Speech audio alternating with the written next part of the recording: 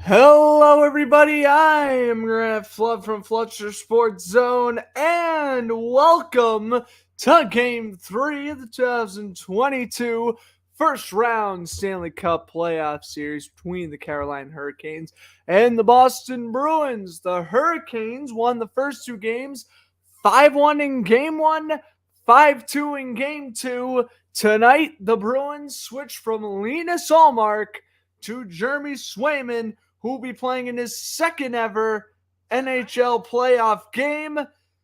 First ever start.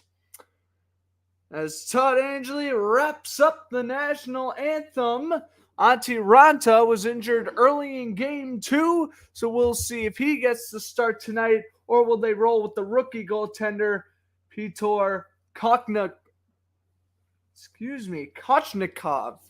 Still having a little bit of trouble pronouncing that name. Let's confirm starting goaltenders. It is Kuchnikov. He's 3-0 in the regular season, and he made 30 saves on 32 shots faced in the 5-2 Game 2 win. Jeremy Swayman, 23-14-3 in the regular season with a .914 save percentage. He made 2 career playoff saves. That was in Game 5 last year, where the Bruins lost to the Islanders. The Bruins here at TD Garden, they have a 13-15 record all-time in Game 3s when trailing a best-of-7 series. 2-0, and we will see what happens. Hampus Lindholm out of the lineup, so Mike Riley will be on the top pairing defense with Charlie McAvoy. And again, the other big move, Chris Wagner in the bottom 6 and Jeremy Swayman in the cage. Jordan Staal beats Charlie Coyle in the faceoff. Away we go in Game 3. The Bruins start off with their third line. Hurricanes rocking with their first. And I felt there was a big issue in Games 1 and 2, and that was that Boston desperately needed home ice advantage later on in games. So we'll see what happens here as Coyle bounces it off the glass. Bruins send it forward. Hurricanes shoot it back into Boston's end. Bruins trying to avoid getting swept out of the playoffs here. Hasn't happened since the early 2000s, if I'm not mistaken. As for Carolina, last time they won a playoff series against the Bruins was in 2008, and that was a Game 7 in this very building. Pastrnak goes off sides. So 50 seconds in, no score. Bruins forechecking right out of the gate. Carolina was in Boston's end for a little bit. Tony DeAngelo took a shot, kick saved by Swayman, and then Jordan Staal can get the rebound. And now the officials come together, and we'll see if they call something here. I don't know why the officials are gathering. Game 4 will be on Sunday. There actually is a potential chance I do attend that game. If I do not, then I will be commentating it here on YouTube. But there's a slight chance I'll be able to commentate Game 4 on Sunday. But there's also a chance I could go if I can get the tickets for cheap enough. So we'll see. Maybe we get a Fletcher Sports Zone vlog. Hopefully it's just not the elimination game. That's all I ask for. So I'm really hoping Boston wins tonight to avoid a sweep. So I'm taking just outside Carolina's end. Yeah, I don't know what they were reviewing. Potentially they're reviewing offsides or something. I'm not exactly sure. Bruins win the draw, though. Marchand spanks it into the Carolina zone, and Pasternak's there right in front of the netminder. Almost stole the puck from him. Bergeron off the boards. Pastrnak working against Brent Pesce. Backhand pass down low to Bergeron, who had 2 goals in Game 2. Taylor Hall, the other Bruin goal scorer in this series. He scored the lone goal in Game 1. Charlie McAvoy lost the puck. This one's going to be brought up ahead by Carolina. Bounced in by Sebastian Aho. Semeshnikov there as he hits Mike Riley. It's like a shot on goal from near the blue line, and that one is smothered in front of Taylor Hall by Kochnikov.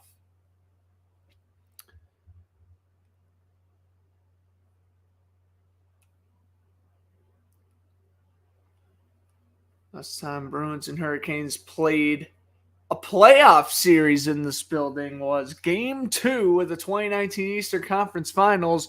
Boston won their second game in their sweep to face the Blues in the finals that year. Bruins win the draw. Hall sends it down low for Erik Haula, but it goes around the boards off the glass, and Grzelcyk will have to play it. In front of Teravainen, Hall had it, lost it. DeBrusk tried to get it at center, and we got a stoppage and probably an offsides against Carolina here.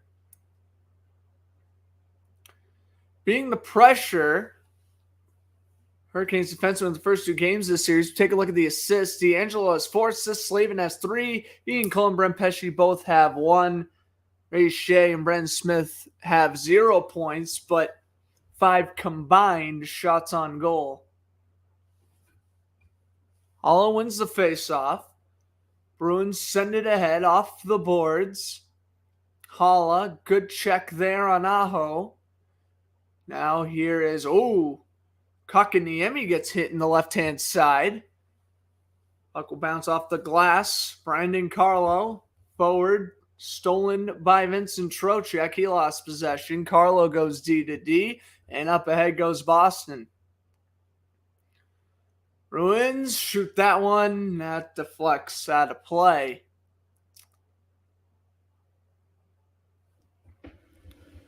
$17:39 to go. Just getting underway here at the Garden. Boston's yet to have a lead in this series. Carolina led 2-0 in Game 1 and 3-0 at one point in Game 2. Bruins just have not got off to good starts. Maybe with bringing Mike Riley in the lineup and having Swayman in goal, that can potentially change. Chris Wagner making his playoff debut for Boston, as I mentioned, lose possession to Shea, and he will spank it down the rink, and another icing called, touched up there. What's up, Football 12? Thanks for stopping by. Everyone's doing well so far. Brendan Moore, head coach for the Hurricanes, and, of course, Bruce Cassidy for the Bruins. Hurricanes had a 54-20-8 record this season, which won the Metro. Bruins finished 4th in the Atlantic with 51 wins. Faceoff taken to the blocker side of the Hurricanes netminder here. Stahl will take the draw against Coyle, and now Coyle will get kicked out for Thomas Nosek. Former Vegas Golden Knight playoff hero Nosek loses the draw there. And Carolina brings it up the other way, 3-on-2. Jordan Stahl, the quick pass to the left wing, centering pass. That shot's deflected off of Connor Clifton's stick and wide. Backhand pass down low. Stahl goes around the crease. Stahl taking off the puck. Craig Smith sends it ahead. Clifton D to D. Off the boards. And Bruins will regain possession. That one's out of the reach of Clifton. Smith takes a shot, missed it to the glove side.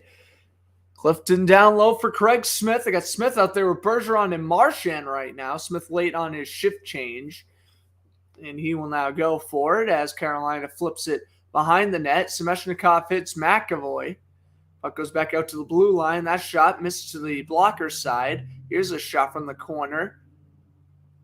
Off the boards. Kept alive down low by Slavin. Flipped it around the boards.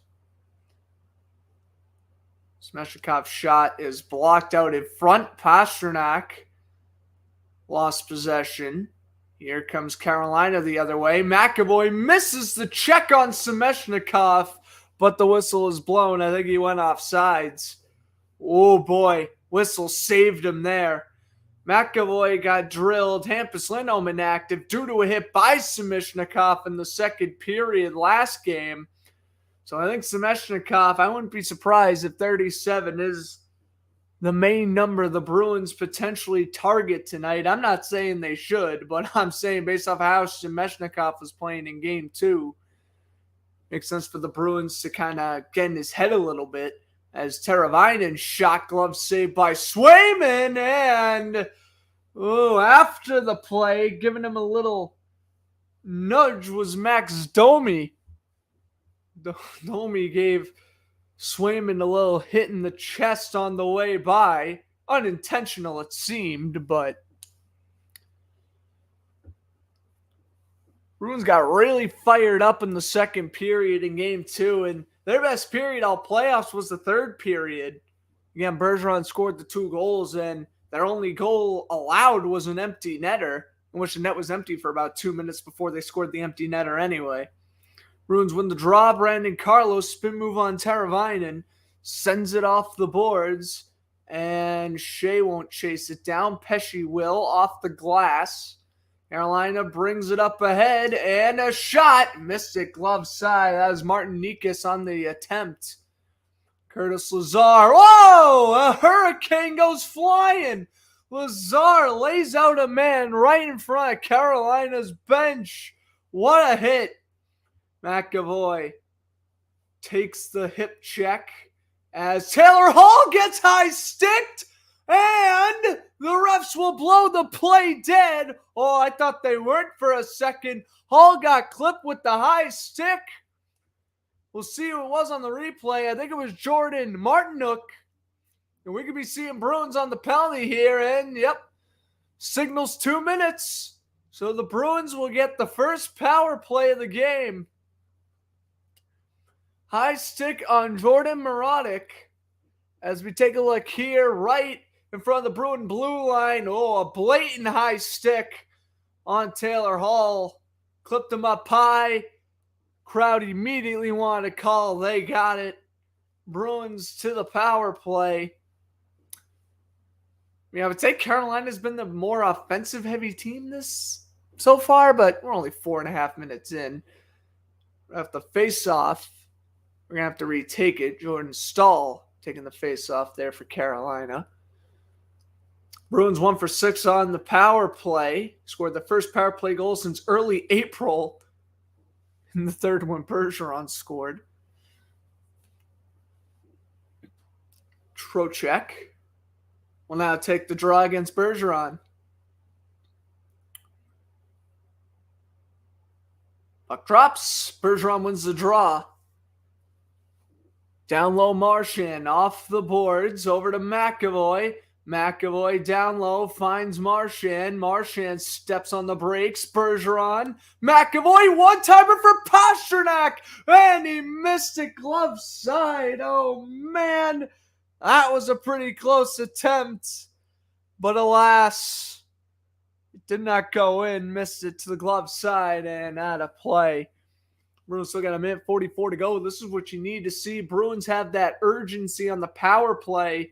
Pastrnak able to get wide open. He did the Ovechkin one-timer there. Get wide open on the left-hand side and just rip one. Fortunately, doesn't have the accuracy as Ovi most times. The puck bounces off the board. Swayman will get it back. Here comes Pastrnak dishing it over to Marchand. Marchand flips that one in over to the blocker's side. Nikas backhander. Bergeron's there, but Sebastian Aho tries to go on in. 2-on-2. Teravainen to Aho. Shots blocked. Well, Carolina made that senseless idea turn into a decent scoring attempt. Taylor Hall lost possession. That's another giveaway, and that's what they've been doing too much in the first 2 games of the series is even when they're on the power play, they're giving up the puck way too much. Here comes McAvoy over to Pastrnak. Now under a minute to go on the power play off the glass. Pesce tries to shoot around the boards. It goes nowhere. Craig Smith on the forecheck. And Carolina clears, and Swayman slows it down and he'll dish it off the boards.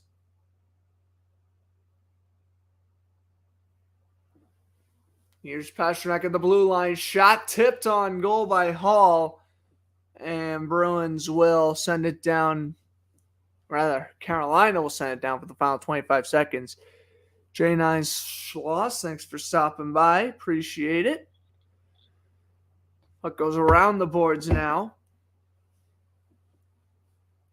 As Coyle will send it around now for DeBrusque. Good check there on Ian Cole, but Carolina's going to kill it off.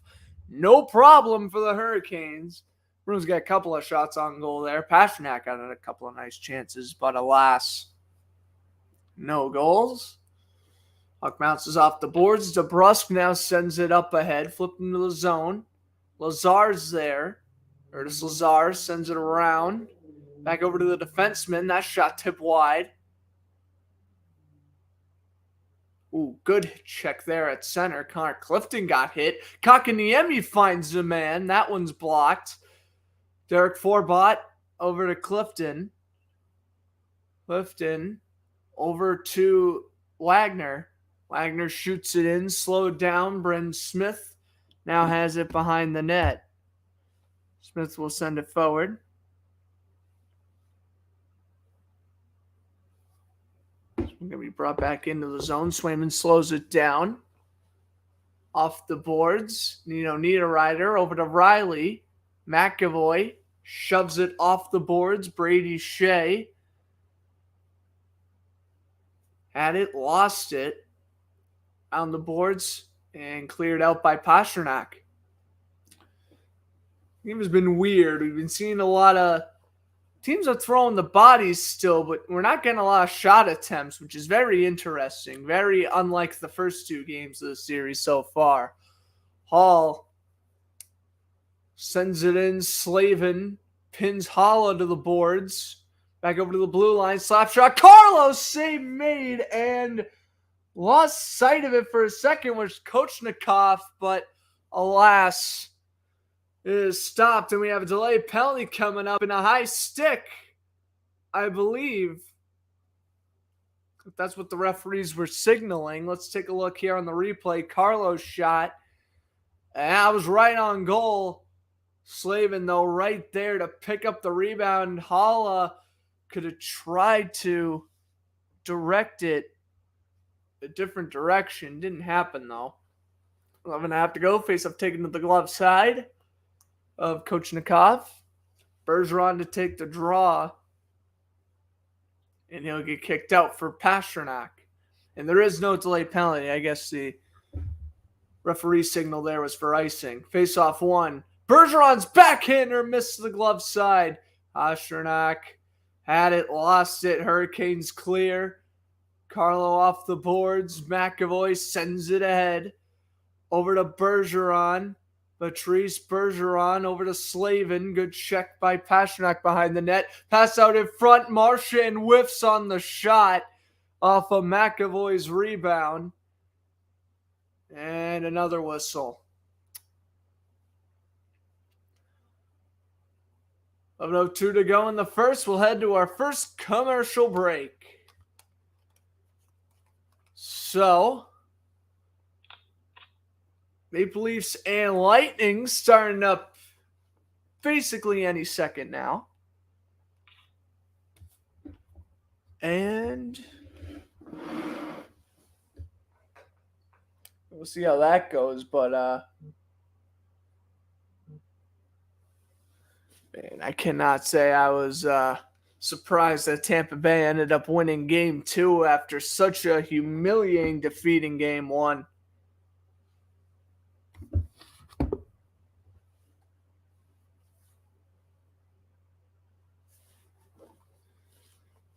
Also, the 76ers currently beating the Heat 10-8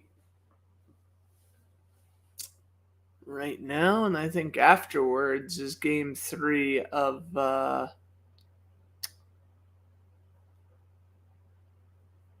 Mavericks Suns. Yeah, best sports time of every year, I guess.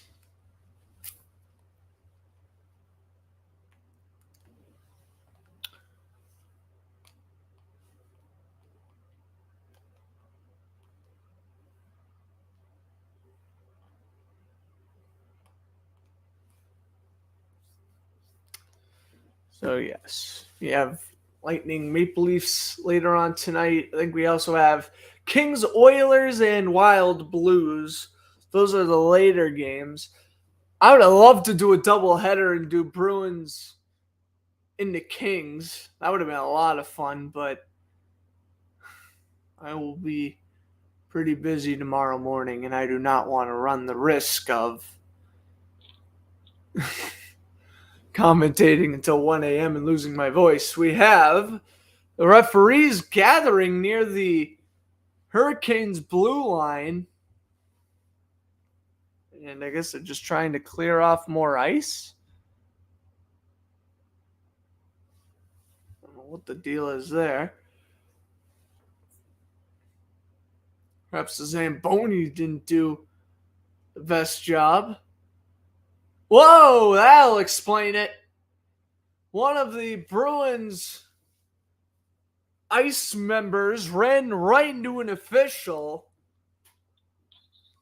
Well, luckily the ref's okay because the Bruin ice guy was heading in there at pretty good speed. Luckily everyone's all right. They cleaned up the ice. Ready to get back underway. 11:02 to go in the first period. Coming off our first commercial break, Holla will take the draw for the Bruins. For Carolina, it'll be Trocheck. Holla wins the draw. Bruins go D to D, or rather, Forbot bounces it off the boards instead for Taylor Hall. Carolina now sends it forward. Carlo there, able to step in front of Trocheck. Puck bounces off the glass. Smith a shot. Is that in? It is in! Brendan Smith has scored off a very awkward deflection. 1-0 Hurricanes. I think it's safe to say a sweep is about to occur. And yes, I am announcer jinxing, but how in the world do you give up the first goal in 3 straight games? Ridiculous. Smith, oh my goodness. I don't even know how this is allowed. Smith, how do you let Trocheck get that rebound? Brandon Carlo is too busy tripping Trocheck instead of defending him and knocking the puck in the corner. That's just lack of awareness by Brandon Carlo. Simple as that. And Trocheck cashes in. First goal of the playoffs for him, if I'm not mistaken. And it's 1-0 Hurricanes. Dude, I really think this series is over. I was thinking Bruins are at home. They're going to take their first lead. They're going to come out storming, and they're going to win this game like 6-2. Oh, God, was I wrong. This team, man, I don't know what the Bruins do from here, other than improve the third pair defenseman. But oh, and by the way, Trocheck, that was his second goal of the playoffs. He has 2 goals and 2 assists now.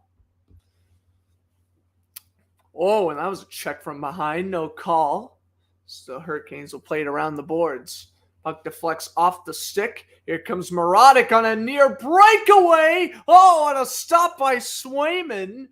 Stopped it with his right. Oh, my God. That could have been 2-0 real quick. Stopped it with his right shoulder and Smothers. I mean, again, how is Morotic get so wide open here? Bounce off the glove, off the mask, right in front of Swayman so he can smother it. But again, how does he get so wide open?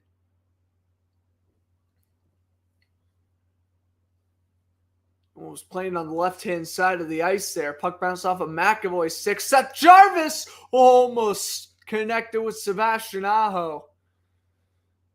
And that shot would have been right out front. So Smith gets the assist as Trocheck gets the goal. Here's Marchand off a weird board deflection. Save made. Bergeron lost the puck to Semeshnikov. Aho off the boards. Riley to Pasternak, and he gives it right to Carolina. Riley off the boards. Marchand, Bruins quickly regain possession. Marchand waits, and he tried to pass it back, but McAvoy wasn't looking. He was going for the line change. Pasternak sends it ahead. A low shot, save made. Rebound goes to the corner, and again, just like the issues in game 1 and 2, no one there for the rebounds. Pasternak, Connor Clifton, oh! Coming out of his crease and making the save is Kochnikov, and we get a whistle. That was a very good setup by Pasternak. Clifton probably should have shot it more towards the blocker side. Shot right at goaltender instead, and we get a whistle. And our second commercial break. Tomorrow, the Kentucky Derby.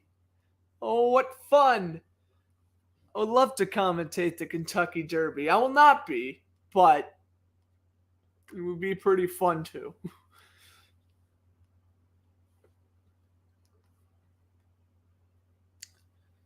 I don't know, I always like horse racing. The best 2 minutes in all of sports, they say. Maybe next year I'll try to make an effort to do it.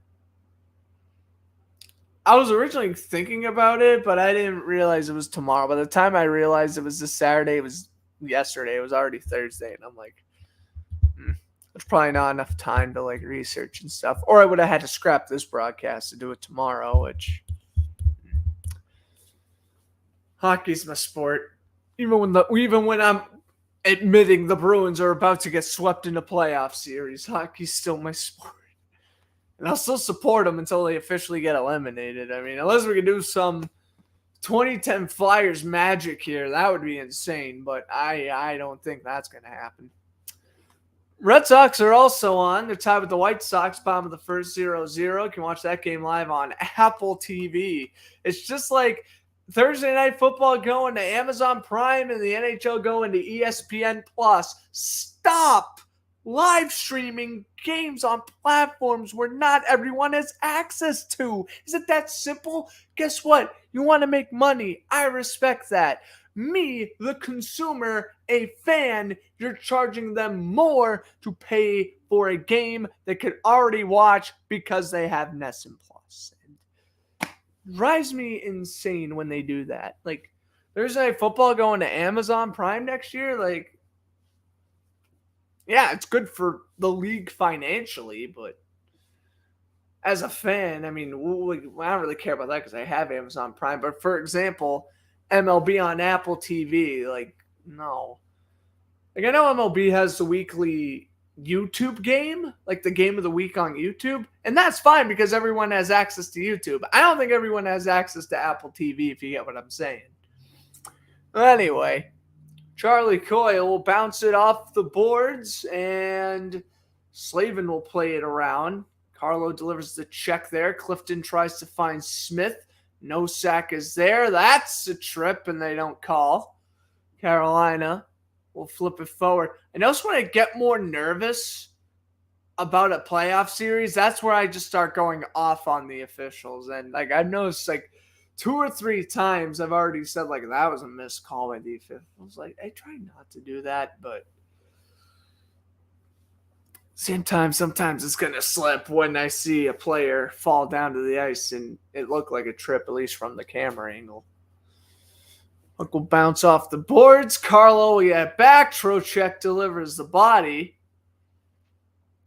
And the Bruins still playing with no real tempo. They were playing fine the first 5 or so minutes. They were getting shots on net. Now Carolina leads a shot on goal department 6-5.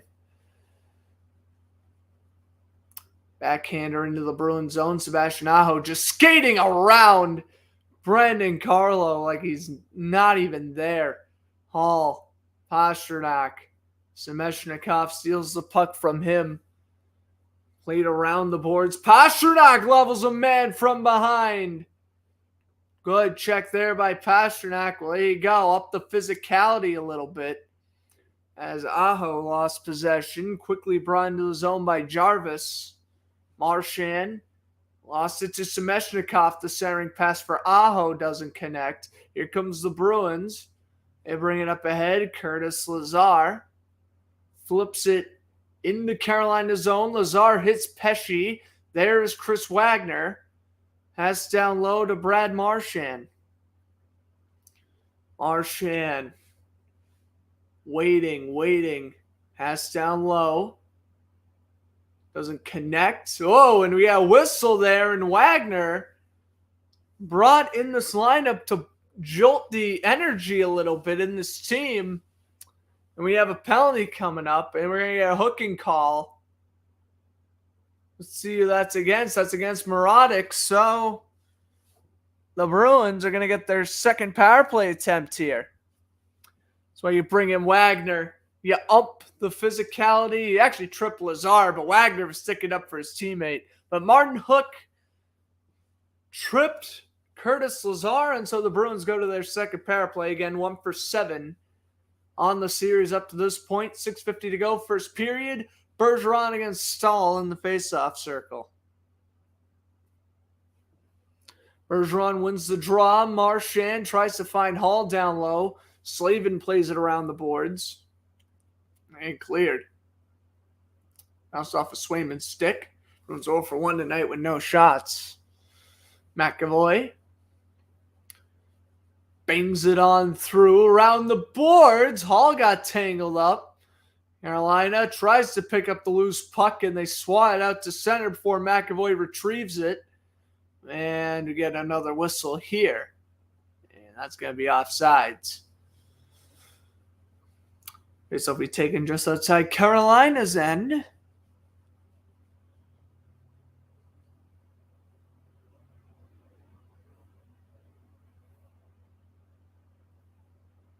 Bergeron against Aho.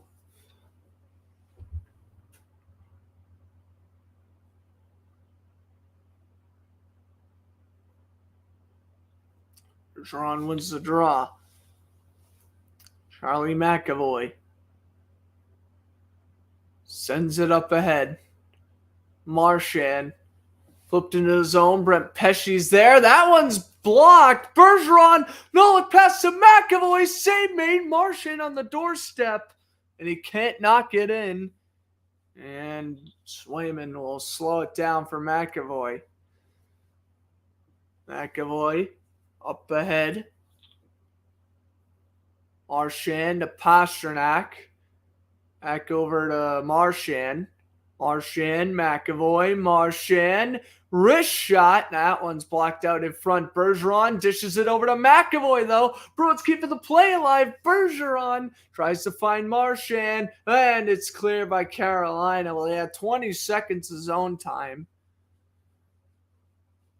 Did not work. Swayman slows it down for Grzelcyk. Matt Grzelcyk. Backhand pass. Craig Smith bounced off his stick. Right there to get it is Coyle. Coyle. Centering pass. Shot. Save. Rebound goes wide to the glove side. Smith down low to the foul. 15 seconds of the power play. DeBrusque shot. Deflected. And Brady Shea clears, and Carolina goes up 2-on-2. Trocheck waits back to 5-on-5 as Trocheck's wrist shot missed to the blocker side. Centering pass didn't connect with Martin Hook as he comes out of the box. Here's a shot tipped on goal wide. Martin Hook around the boards. Slap shot. That one's blocked. Bruins trying to clear. Craig Smith had it, lost it. DeBrusque lost possession. Bruins may have gotten away with a trip there.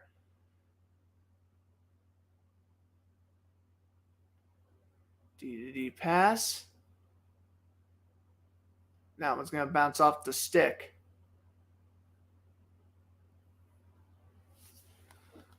So it is a delayed penalty against the Bruins. So Carolina will get their first power play opportunity.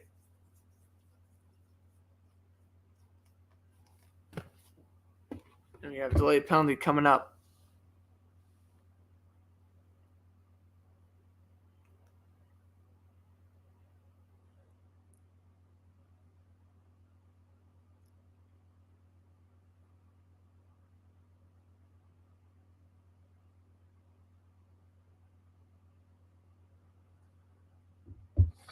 Well, another commercial break.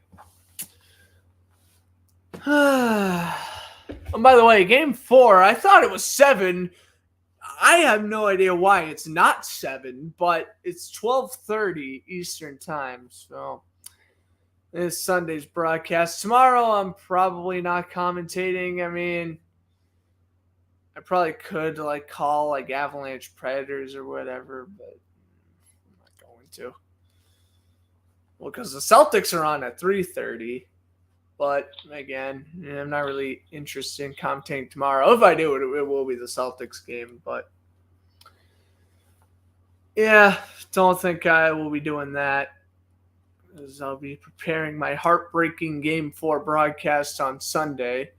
And if for whatever reason the Bruins decide to make it past Sunday, then Tuesday for Bruins Hurricanes, that'll be Game 5. And then if the Sunday at the elimination game, Game 5 will most certainly be the elimination game. Look at me giving up hope.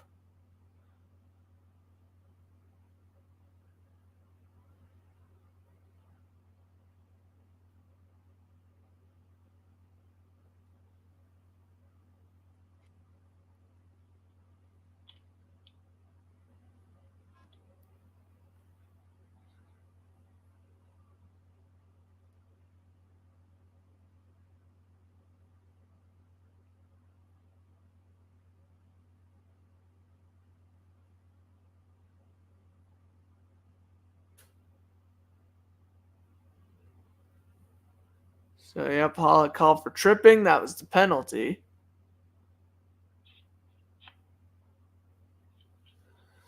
Hurricanes 2 for 12 with 16 shots on the power play. Bruins steal and clear.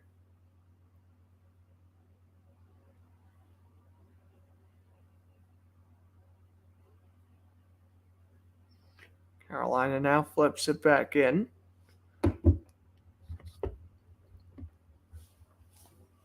Carlo sends it around the boards. There we go. No sack. Off the boards. Lazar got hit.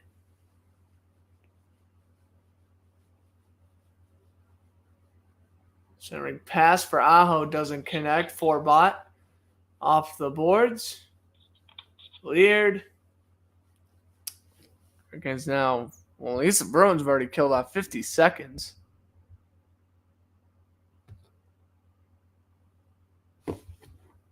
Carolina now has it. That almost deflected out of play. Here come the Bruins 2-on-1. Short-handed. DeBrusk with Coyle crashing. He scores! Charlie Coyle off the cross crease pass by DeBrusk.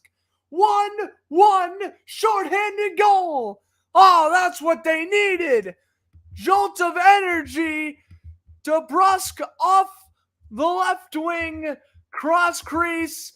And who else but the kid from Weymouth, Charlie Coyle. 1-1.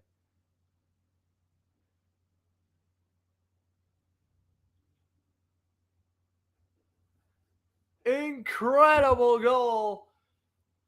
The kid from Weymouth. Finally, the Bruins have a tie in this series that's not 0-0. Hurricanes bring this one up ahead. They still got 40 seconds left on their power play. Puck brought around the boards.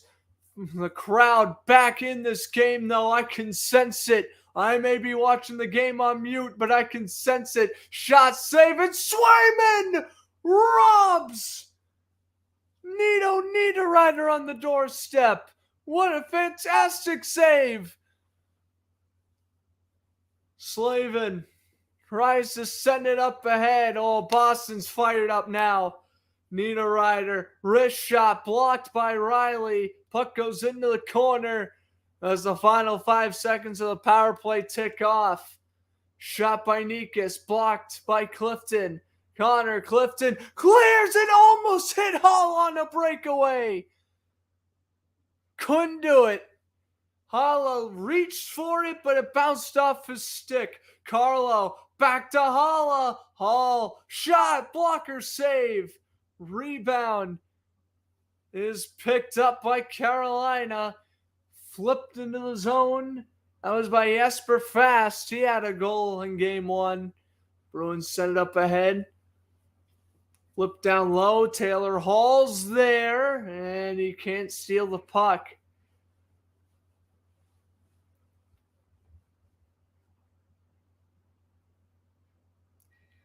A shade from behind the net to the final minute of the first period. Flipped into the zone. McAvoy sends it around. Looking for Bergeron, taken away. Carolina looking for the DD pass. Marchand stole it from D'Angelo, and that's going to be a trip. Or a slash. Slash on Marchand, and Bruins going to the penalty kill. Well, I mean, they scored a shorthanded goal last time. Bruins have one power play goal and one shorthanded goal this series. That's very interesting. Late penalty. It's going to be 2 for slashing. Yep.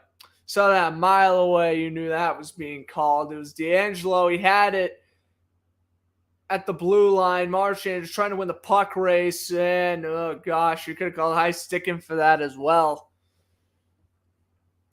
Marchand became part-time lumberjack as he tried to get the puck off of D'Angelo's stick. Face off taken to the left side. Swayman, 34.8 to go. First period. Carolina over 1 on the power play with 2 shots on goal. Carlo lost possession to Trocheck. Off the boards. D'Angelo down low. Round the boards for Sebastian Aho. Now over to Teravainen. Back at the blue line, D'Angelo waits. D'Angelo waiting. Passing down low. Oh, nice forecheck there by Hala. Teravainen's one-timer. Missed the blocker side. About 5 seconds. D'Angelo, he's going to put a Hail Mary shot. That stopped, and the Bruins will block and send it out of the zone as the period expires. It was 1-0. It was a goal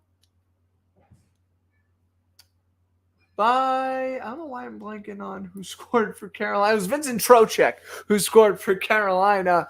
And then after they had the lead for about 8 minutes, Jake DeBrusk to Charlie Coyle, shorthanded. 1-1 at the end of one. All right, so I think what we're going to do here is we are going to hop on Sporticle as we usually would. And we're going to go have some fun, take some sports quizzes. And we're just going to have some fun. I'm going to do an MLB quiz. All right, I know, NHL broadcast, but I haven't done an MLB quiz in a while, and I would like to. So we'll do it. I'm trying to see a quiz I would do good on, though.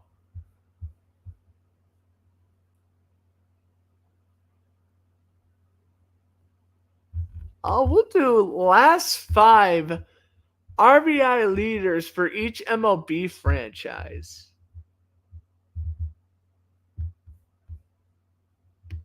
We'll do this.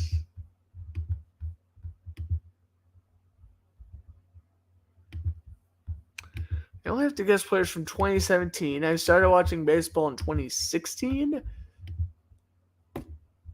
We'll see how it goes. All right, we have Cunha. No, are you kidding me? The Albies. No. Freeman. There we go. Philadelphia Phillies. Well, Bryce Harper, I would imagine. Yep. Hoskins. In 2020, JT Real Muto for the Marlins back in 2018. I completely forgot he played on the Marlins. The Mets, we're going to go with Polar Bear. There we go. Jeff McNeil. No. How's about Robinson Cano? Just got DFA'd earlier in the week. Nope. There's got to be a Davis on here. There are probably plenty of Davises on here. No, I just got Chris Davis for the Athletics. Never mind. And also, when I take the quizzes, I like to, I don't know, I guess place my microphone in a different spot. Okay. What are we looking at now? We're looking at the Marlins. Stanton. I'm not registered. There's no way Stanton's not on here. Just didn't register. Okay. 2018 for the Yankees, 2017 for the Marlins. My God, it felt like yesterday he was on the Marlins. Where did time go? Where's Jazz? Jazz is going to be the Marlins one from last year, I'm assuming. I could be wrong on that. I was apparently wrong on that. Okay. We'll move on to the Nationals. Well, Juan Soto. For sure. We have Zimmerman, Ryan Zimmerman. He's on there for 2017.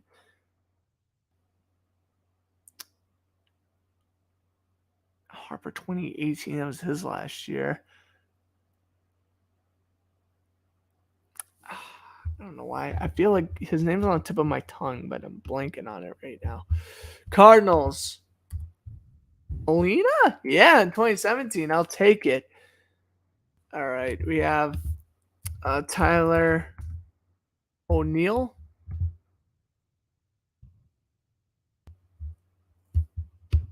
I'm assuming Tyler O'Neill is on this list. He's not. I'm very disappointed about that. It gotta be Goldschmidt. Hold on. I don't know how to spell Goldschmidt.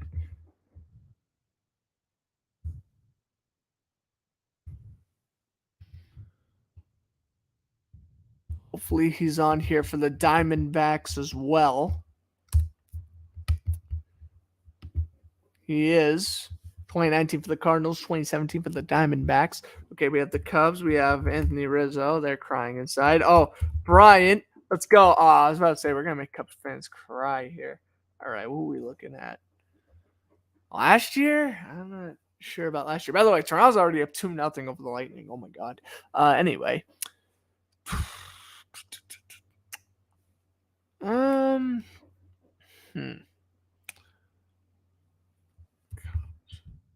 Here. Okay, we have Adam Frazier for the Pirates. Okay, that's good. All right, we'll move on to the Brewers. Christian Yelich is going to be on here for 18 and 19. Surprise, surprise. They flipped up the years. They had 2017 in between 2020 and 2021. Justin Bress was way out. Justin Bronson. I mean, he was more early 2010s.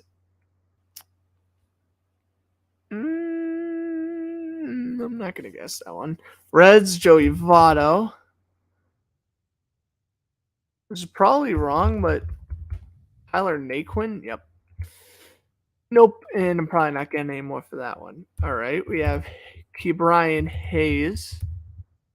No, are you serious? Andrew McCutchen's got to be on here for 2017, maybe. Unless he was already gone by then, which he honestly might have been. I have no idea if he was or not. Andrew McCutchen. Yep, Giants in 2018. We'll have to move on from the Pirates. Trey Turner. There we go. I'm thinking of Justin Turner, but then I was thinking back to the Nationals, Trey Turner. There we go. All right, we have Mookie Betts. We get him for the Red Sox. No Justin Turner. Cody Bellinger. I'm running out of time here. I thought I'd be doing way better than what I'm doing right now. Cody Bellinger. He should be on there. If he's not, this is weird. He's on there twice. Good. I guess we'll have to move on to Blackman, who's still there, unfortunately. Trevor Story not on there. Giants. Wait, Buster Posey was. Yeah, no. Padres, we have Machado. Oh, Manny Machado. He's going to be on there for the Orioles. The Padres, not on there for the Dodgers, though. And then Tatis, he's got to be on there. He's not? Really? Okay. Diamondbacks, I can't really think of anyone right now. Red Sox, let's see how well we do here. Rafael Devers. Bogarts. No. Are you serious? Martinez.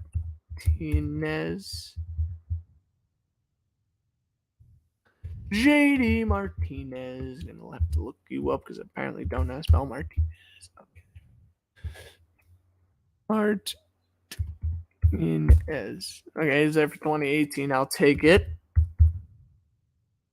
Stanton, Aaron Hicks. That was a shot in the dark. That definitely wasn't right.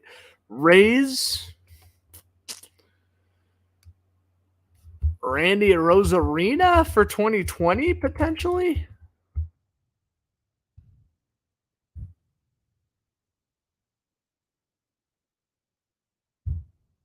No, I just realized Evan Longoria, and he might even be on there for the Giants.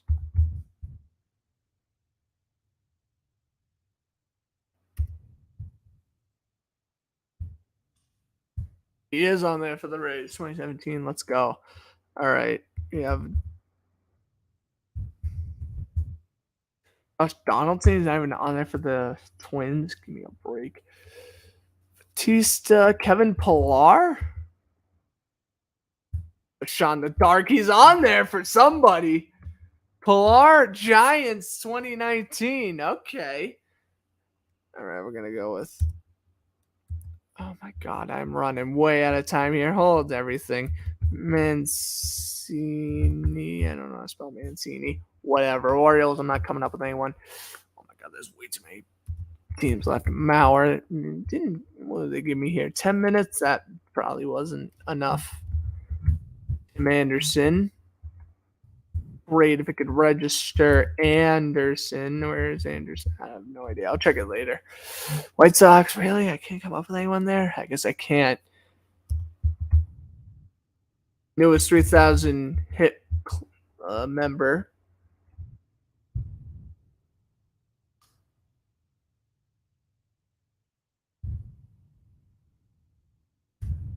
I think I just had to focus on, now I'm not going to do so good.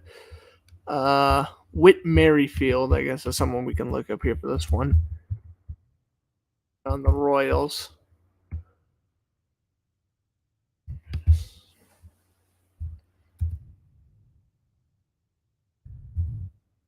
Phones started exploding with notifications, too. I don't know what's going on over there. Altuve. Really? Bregman. There we go. Angels is going to be Trout. And Shohei Ohtani for sure. He's going to be last year, I'm assuming. No? Really? Wow. Okay. And then Rangers is going to be Joey Gallo. Mariners.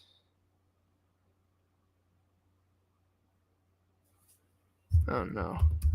Probably Max Kepler for the Twins. I think I did that good. I really don't think I did that good. I definitely could have done better. Besides, I'm wasting time and I accidentally pressed the wrong button. We get Vladimir Guerrero Jr. the Blue Jays. And then they'll probably get, or at least I'll attempt Bo Bichette.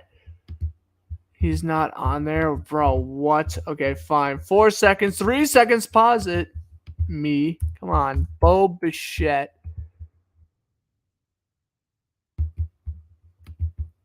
Here we go. Last guess. He wasn't on there. All right, we have Austin Riley. Got 31%. The average got 56. Oh, yeah, Nolan Arenado. He was going to be a lot of the Rocky ones. Yep. Oh, these I could have gotten. Yeah, 10 minutes was way too short. What the hell? I did terrible.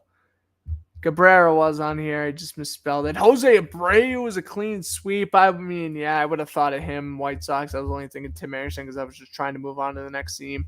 Trey Mancini, I guess Timmy was on there. I probably would have came up with Mountain Castle. I would have not came up with Justin Smoke. I thought he played on the Blue Jays in like 2015, not 2017. Okay. Well, he probably did play there in 2017 or 2015.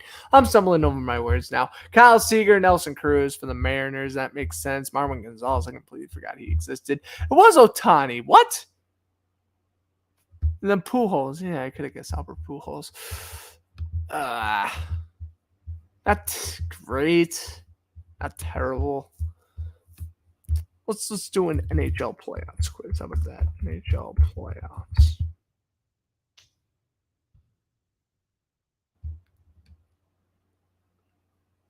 Oh, yeah, it's just 8 o'clock. That's why I was getting a million notifications. Let's try this one. 3 Stanley Cups in 10 years. All right. Well, this is going to be no problem. We're going to get the black. How do they give me a minute and a half to do this? Give me a break. You have the Canadians. Okay, we got them a lot. Flyers, no. Oilers, Islanders, Senators, yes. Maple Leafs. Well, apparently I'm doing it in a minute and a half. Red Wings, Penguins. Oh my God, and Devils. I did it in 33 seconds. I'm like a minute and a half, and I just did that in 33 seconds.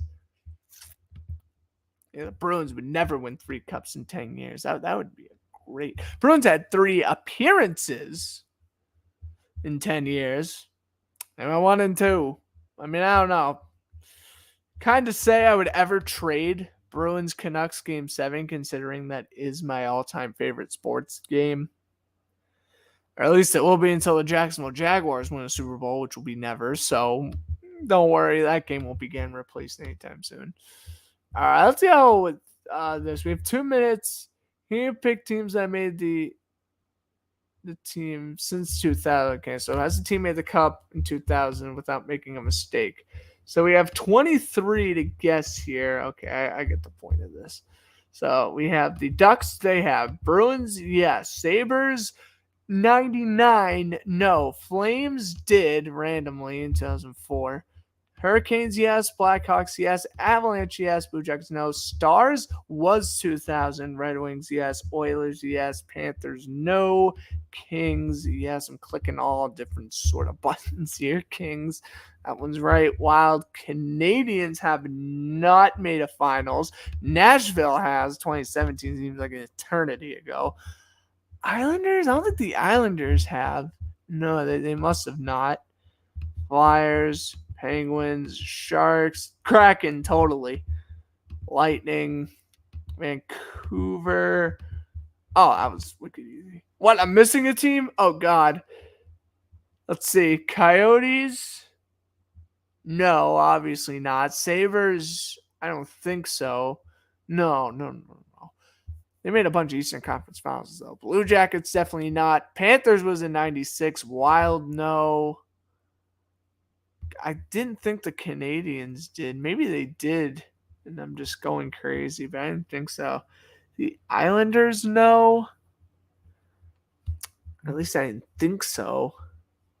Krakens, obviously, no. The Maple Leafs, obviously not. Winnipeg Jets is a no. Who did I miss? What? Who did I miss? Coyotes made a Western Conference Finals. The Panthers haven't even made it out of the second round since 1996. The Sabres never made it. Oh, is it really Buffalo?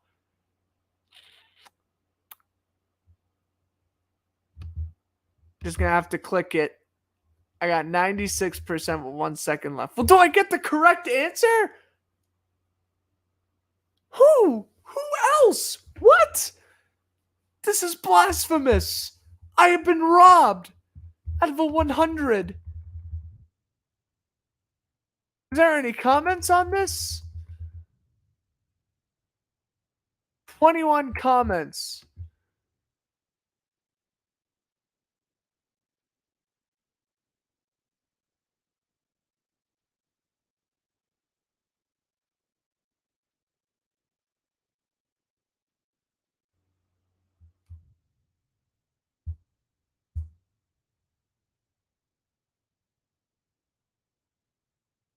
Oh my god. I just realized. I I just realized. I know. It's the Canadians. It was the Canadians.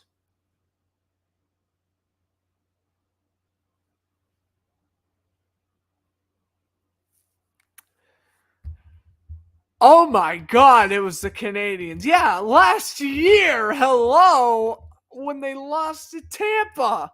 Oh my god. How in the because it was the most forgettable Stanley Cup Finals ever. It was an Eastern Conference team against an Eastern Conference team in the finals in 2021. That's ridiculous. No, yeah, I forgot Montreal made it last year. Forgive me. They were the first ever team to make a finals appearance and then become the worst team in the league. Please forgive me, Montreal, that I completely forgot your totally irrelevant franchise since 1993 made a finals.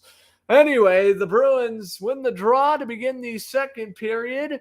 Carolina has a minute and 15 to work with here on the power play. I'll throw my shots at Montreal when I can. Bruins have had more cups than them since 93, and what is that now? 3 Stanley Cup appearances to their 1 since 1993.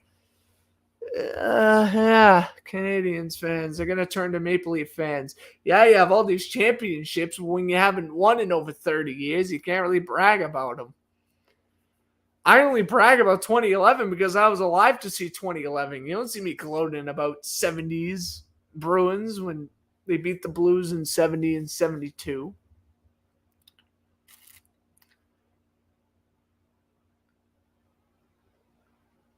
Played around the boards, D'Angelo. Gave it up to Brusque. Off the boards, Coyle delivers the check. Here comes Martin Nikas. Nikas. One-timer by Niederreiter missed. Bruins played around the boards. And they will clear the final 4 seconds of the power play. Lost possession. Carolina sends it ahead. Kakaniemi had it, lost it. Down low. Kakaniemi misses the dump in, and we have a stoppage.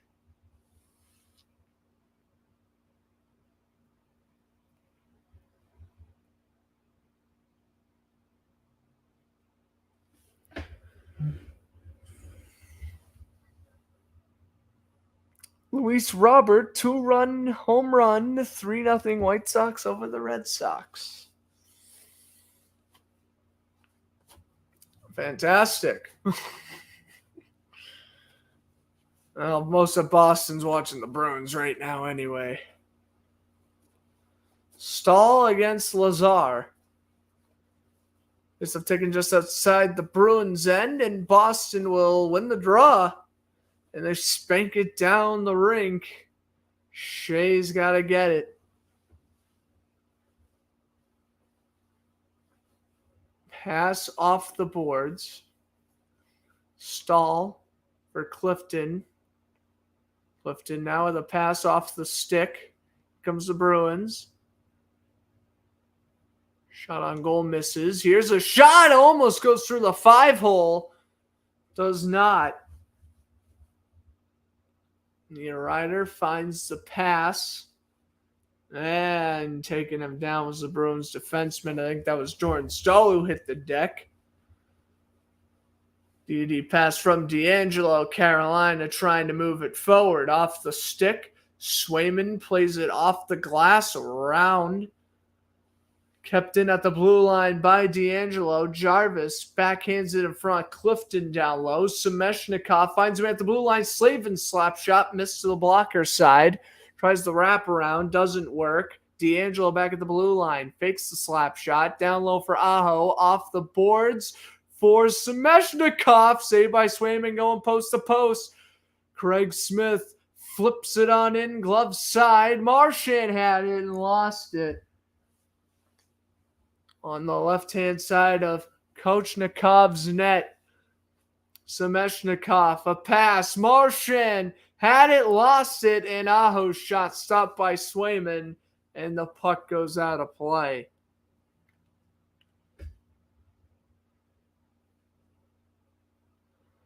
Ranta serving as the backup tonight, as they just showed on the bench. That's interesting. I wonder when was the first time that happened in a playoff series. That the two starting goaltenders from the previous game are not playing. One due to injury concerns and the other due to just, I wouldn't necessarily say poor play. I mean, some of the goals Allmark allowed was obviously his fault, but that's going to be the case with every goalie. The Bruins defense did not play that great in the first two games. But I agreed. You had to roll with Swayman here. At this point, you can't take any risks. And you got to do what should potentially put the team forward. And if that's putting Jeremy Swayman in goal, then so be it. Bruins have played their best defensive game of the series so far, so maybe that tells you something.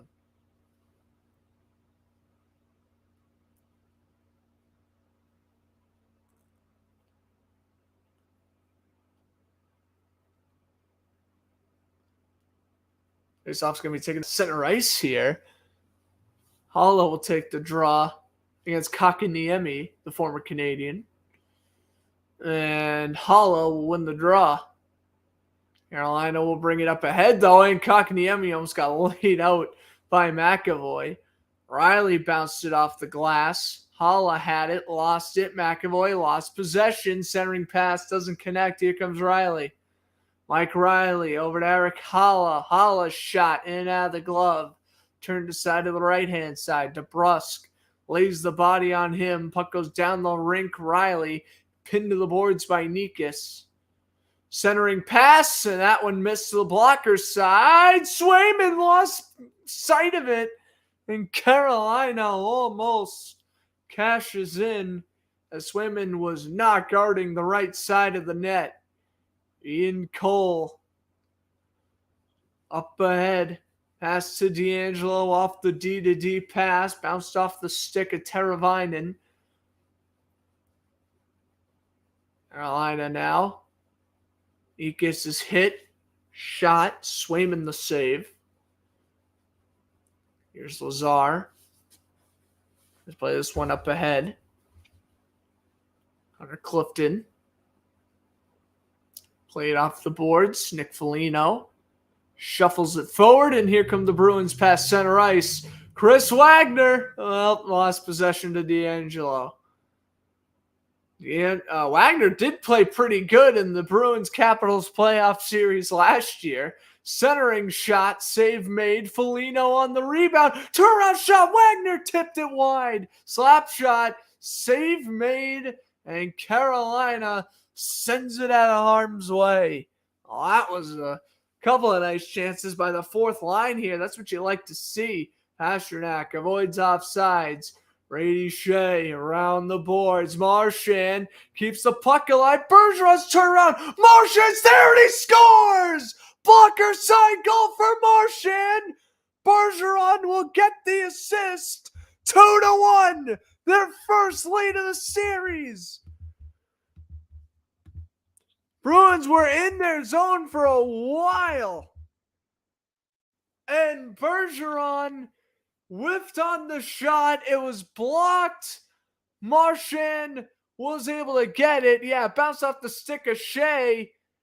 Marchand was right there to beat a blocker side, rather, of Kochnikov. Rep Pesci tried to go for the block shot. Couldn't do it. Brad Marchand scores.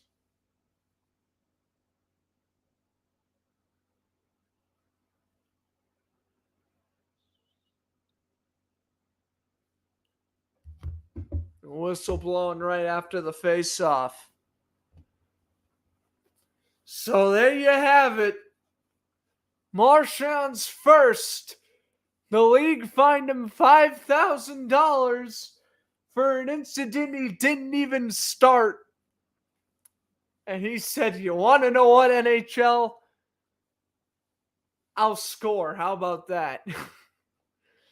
Buck to flex out of play. 14-10 to go in the second. I mean, I don't know if it's home ice. The Bruins are finally playing with energy, which is probably why they're playing with more energy, because they're playing at home.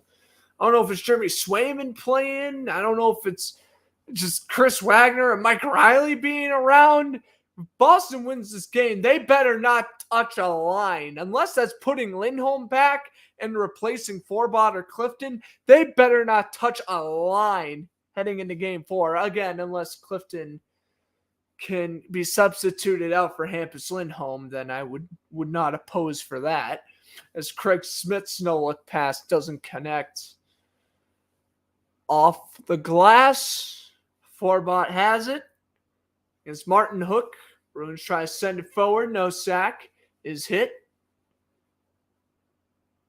That's down low. Nikas. Martin Hook. Kakaniemi. Pinned to the boards there by Charlie Coyle. Centering pass. Smith. Kakaniemi. Passes down low. A turnaround shot by Ian Cole. That one goes through the crease. Craig Smith off the glass and out of play. We head to our first commercial break. We will. And it looks like we have a delayed penalty coming up. And it's going to be against the Bruins. So, for a cross-check, Connor Clifton goes to the box. So Carolina going to the power play and we come back, but Brad Marchand has given the Bruins their first lead of the entire series. Don't go anywhere. We got a good one at the Garden.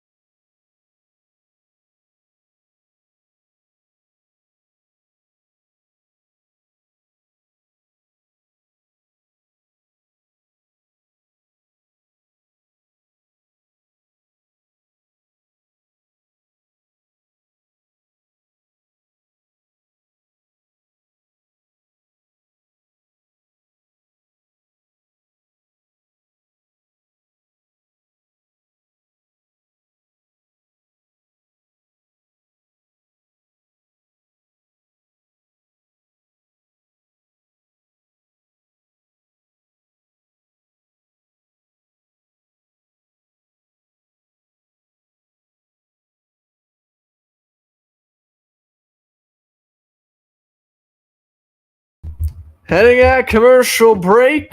2-1 Bruins lead. Carolina to the power play. Connor Clifton call for cross-checking. D'Angelo D to D, back to D'Angelo. One-timer, Semeshnikov, and that one was blocked by Forbot. Bruins set up ahead. Marchand, Bergeron, they both take whacks at it, and it didn't necessarily work in either's favor. Up ahead, here comes the Hurricanes. Teravainen waits. The ex-Blackhawk prospect shoots it on goal, tipped wide. D'Angelo fakes the shot. Back over to D'Angelo. D'Angelo's going to wait. One-timer. Teravainen kick save Swayman.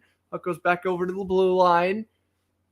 D'Angelo shot tipped wide by Teravainen. Semeshnikov to Aho to D'Angelo out of the Hurricane zone or out of the Bruin zone. And Boston's going to kill off the first minute of this power play as Marchand was taken out in front of the Bruin bench, and that's going to send D'Angelo to the box. 4-on-4 for 1:05. Let's take a look at what D'Angelo did here. 2 minutes for, I think, interference. Let's take a look here on the replay. Marchand wanted to deliver the body. Oh, and then D'Angelo just took him down by the shoulder. Yep. Marchand and D'Angelo are both in there for roughing. So Carolina will still have the minute power play. Okay. They call both players, which in that regard, I actually agree with. They both get called for interference. I was about to say, Marchand started it. D'Angelo committed the worst act, but Marchand definitely started up that one. So Carolina's power play now down to 40 seconds as the Bruins try to clear it out of their zone. McAvoy lost it to Coyle, and Coyle clears. Carolina sends it up ahead of the final 30 seconds. Kakaniemi weaves his way through center and gave it up. And going 1-against-4, Curtis Lazar can't bury it 5-hole.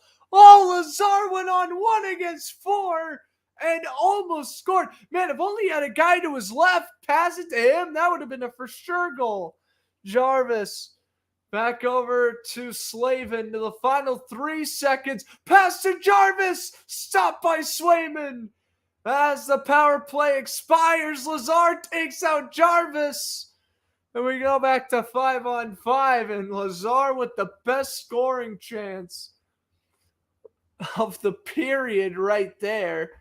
Wow. I have no idea. I mean, it makes sense how it didn't go in, but I love the effort. That shot stopped by Swayman. Lost sight of it. Rebound right to Pesci, and he shoots it right at Swayman. Saves being made like crazy. Stahl's a no. Stahl has it again. Blocked by DeBrusk.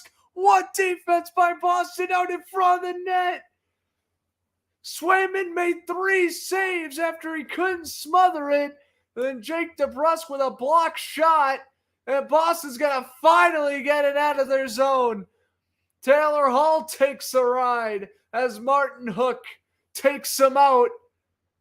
Hall will go to the bench. Bruins try to pass it out to center, and we got a whistle. And Martin Hook's down. And let me tell you something. He started that entire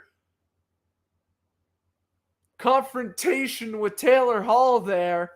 Let's take a look on the replay if we'll get one. Martin Hook is right in front of the Carolina bench. Martin Hook just tries to deliver the body. I don't know what necessarily happened to him. And then Swayman again. Great save, great save, great save. Another great save, another great save. Oh my God.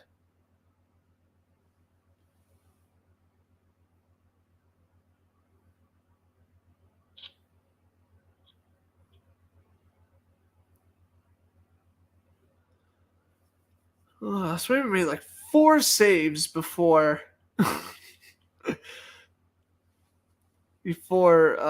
finally cleared it. My gosh, that was a crazy moment there. Game 3s are meant to change series, I guess, momentums.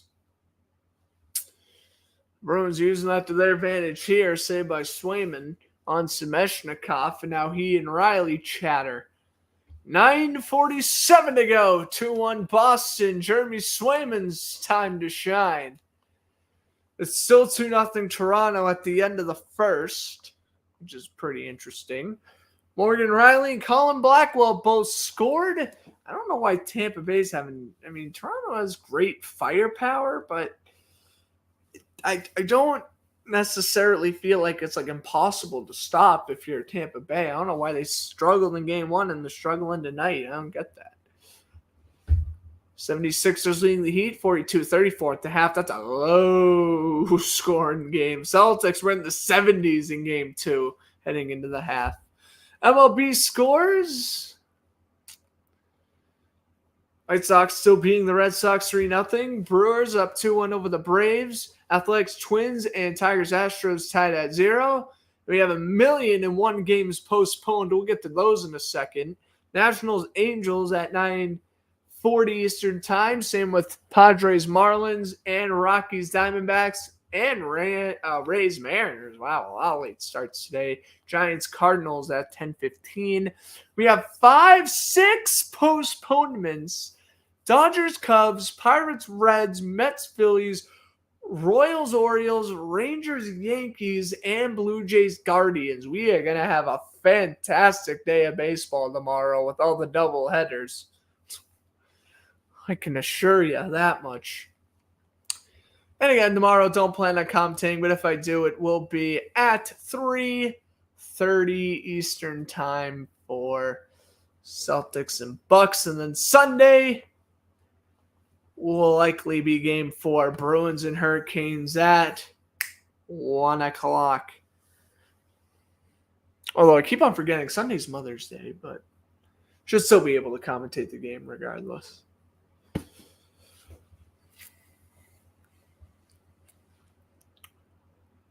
Face-off is won by Carolina. They bring it down low. Jarvis, pass, off the boards, slap shot. That one's blocked, and Pasternak had a race for it. Pesci gets hit, and Carolina sends it through center ice. 3-on-3. Semeshnikov's wrist shot, kick save, Swayman, juicy rebound, goes out near the blue line, and Marchand finds Pasternak. Back over to Marchand. Bergeron the slot. Save made. Oh, that was a close attempt. Bergeron gets it. Can't get it past Semeshnikov, though. Fans on the pass. Pasternak off the feet from Bergeron. And it's no good. Carolina brings it up ahead into Boston's end off the boards. Grzelcyk will play it from his own end. Deflects off a Carolina stick. Off the boards, icing waved off. Coyle lays out a body on the left-hand boards. Nosak goes for a ride as Coyle steals at center. Grzelcyk off the skate. And Carlo will go D to his right-handed defenseman off the boards. And this one will be touched for an icing. 8:28 to go. Swayman trying to win his first ever playoff game and just his second ever appearance. Bergeron, I mean, what a save. And then what a great setup. Pasternak off the pass from Bergeron. And he tried to go blocker side. I mean, if he went backhander, there's a good chance that would have went in. Slavin, shot, blocked. Slavin, rebound, save, and puck goes into the corner. Thomas Nosak brings it out off the boards. Charlie Coyle sends it over to Curtis Lazar. He lost possession. Coyle gets it back. That shot is stopped. Forbot off the boards. Carolina sends it forward. D'Angelo finds a man on the left-hand side. I believe that was Max Domi. He lost possession. Up ahead, here comes Connor Clifton with speed. A rare Connor Clifton burst. He finds Foligno, who gets crushed on the left-hand boards. And then Curtis Lazar gave it to Brendan Smith. Wagner's turnaround shot is stopped. Down low, Foligno gets taken down, and that's going to be a trip. Boston to the power play, and now Carolina wants some of Wagner. And Jesper Fast going after Nick Foligno for whatever reason. Oh boy, you could assort multiple penalties here. But this is why you bring Chris Wagner back in the lineup. Look at the energy he brings to this bottom six. The Bruins' third and fourth line has just been deadless. They've just been weightless the entire second half of the year. Finally, a jolt, and Ian Cole is going to go for interference. And look at Wagner just lay out Brendan Smith. And that ain't a cross-check or a boarding call either. But I'll tell you what is. That's a cross-check. Ian Cole to Curtis Lazar right there. So Boston goes back on the power play. You know, just like how Boston was kind of losing their temper in game 2, you kind of sense that's what Carolina's going through tonight. They're getting frustrated. Centering pass, blocker save. Pastrnak, the backhander, doesn't connect to Bergeron, and it's cleared. Swayman. He'll leave it behind the net. Up ahead, McAvoy goes over to the right wing. Pastrnak. Back over to Marchand. Marchand gets tripped. 5-on-3. Coming up. McAvoy, Bergeron, and the whistle blows. Trocheck's going.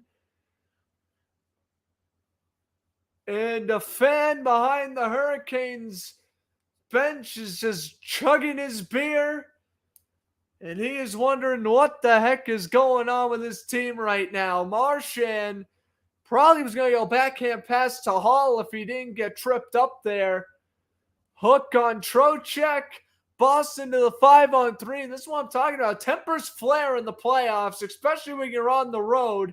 You're going to make stupid decisions. That's what Boston was doing the whole second period in game 2. And that's what Carolina's doing tonight. 5-on-3. For a minute and a half.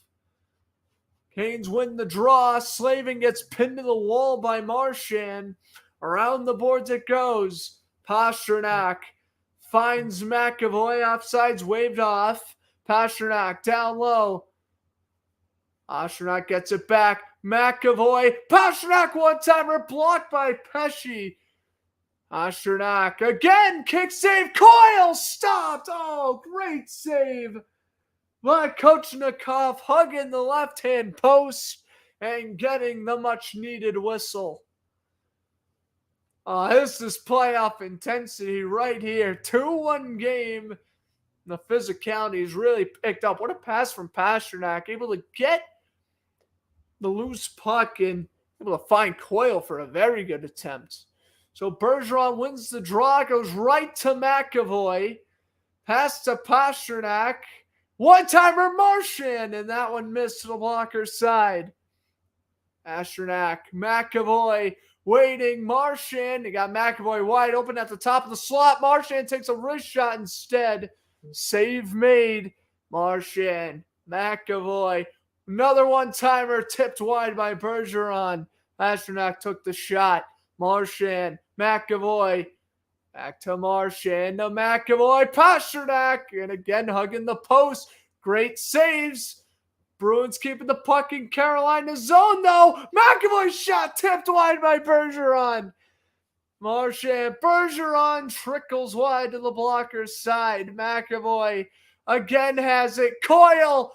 Oh, yeah, Marchand on the other side. Marchand looking for Pastrnak.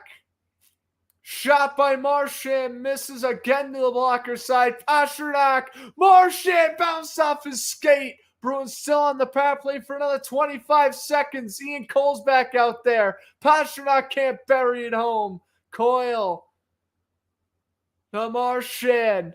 Trying to put this game on cruise control now. Pastrnak, shot, score! Blocker side goal, 3-1. He's been trying the one-timer all night, and it finally worked. Pasternak's first. 3-1. I mean, if they didn't score on that power play, I'll tell you one thing. Carolina would have been jolted, because that would have been one of the greatest penalty kills I've ever seen in my life. But alas, it was not meant to be. Marchand to Pastrnak. coil screening. I mean, it's just a perfect power play setup. You can't stop it. Oh boy, Bruins had the puck in the zone for about a minute straight. Oh, this is the Bruin team we need to see in games 1 and 2. They're playing on fire right now. 69th career playoff point. A very nice number as he scores his 28th career playoff goal. His first was back in 2016. And, what do you do if you're Carolina here? Do you burn a timeout? I don't know what you do. Brendamore, I think, is thinking timeout. Do you put back in Ranta?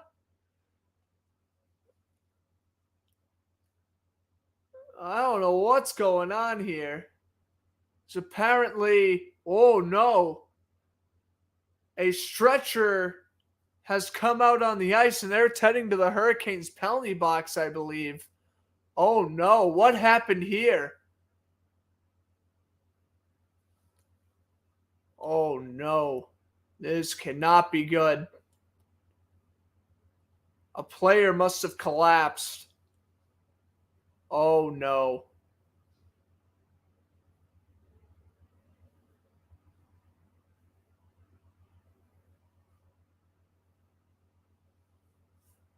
TD Garden workers coming over to the penalty box as well. I don't know if it's the player, the man in the penalty box. Oh, the employees are saying, don't look over, look away. Well, that's the proper thing to do. Oh, what a scary incident here.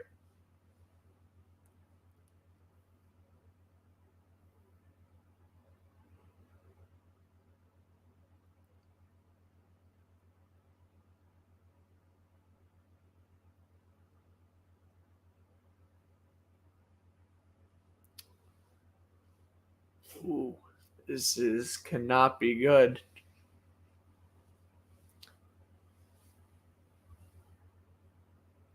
It doesn't look like it's a player. It looks like it's the man who sits next to the player in the penalty box. And they're currently unloading the stretcher. Oh my goodness. And they're putting him in a neck brace as we speak, and they're ready to load him on. What a scary incident here. You're thinking life's all fun and good. Pastrnak scores, makes it 3-1, and then, oh my goodness, scary, very scary incident here. Thoughts and prayers to him and his family. Hopefully he's going to be all right. Let's take a look at what happened here. Oh! We've just got the replay when the Bruins scored. A part of the glass in the Hurricanes penalty box fell off and hit him in the head. Wow. So the glass broke and it hit the man who sits next to the players in the penalty box in the head. Yeah, that's a very scary situation there. Luckily, he's all right. He's on a neck brace. He is walking very gingerly, and now they're going to drop him onto the stretcher as the TD Garden gives a round of applause to these fantastic employees and medical staff here at the TD Garden. What a scary incident that was. Wow.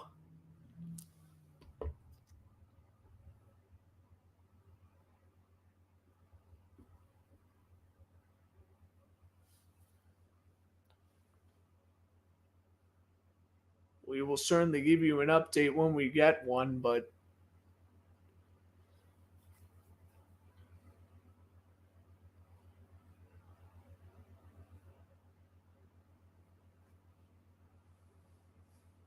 I mean, that's just a scary incident.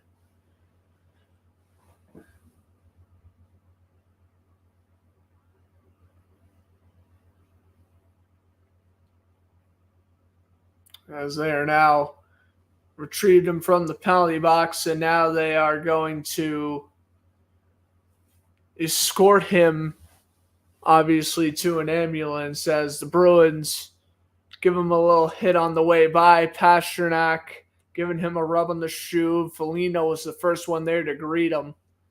Oh, what a scary moment there again. That could have been way worse, but obviously pretty bad. Glass collapses on the gentleman. And now they get the broken piece of glass. So now is the game going to be on delay because they got to put the glass back in the penalty box? It might be a case there, but man, what a scary moment.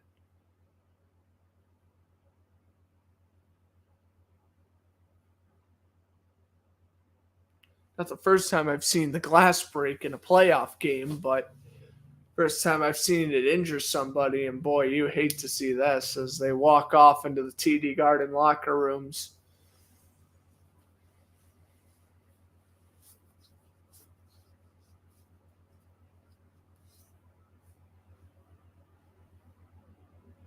And I'm sure you got plenty of debris still in that penalty box. Gatorade bottles are knocked down, headsets on the chair, and they will have to put back up the plexiglass.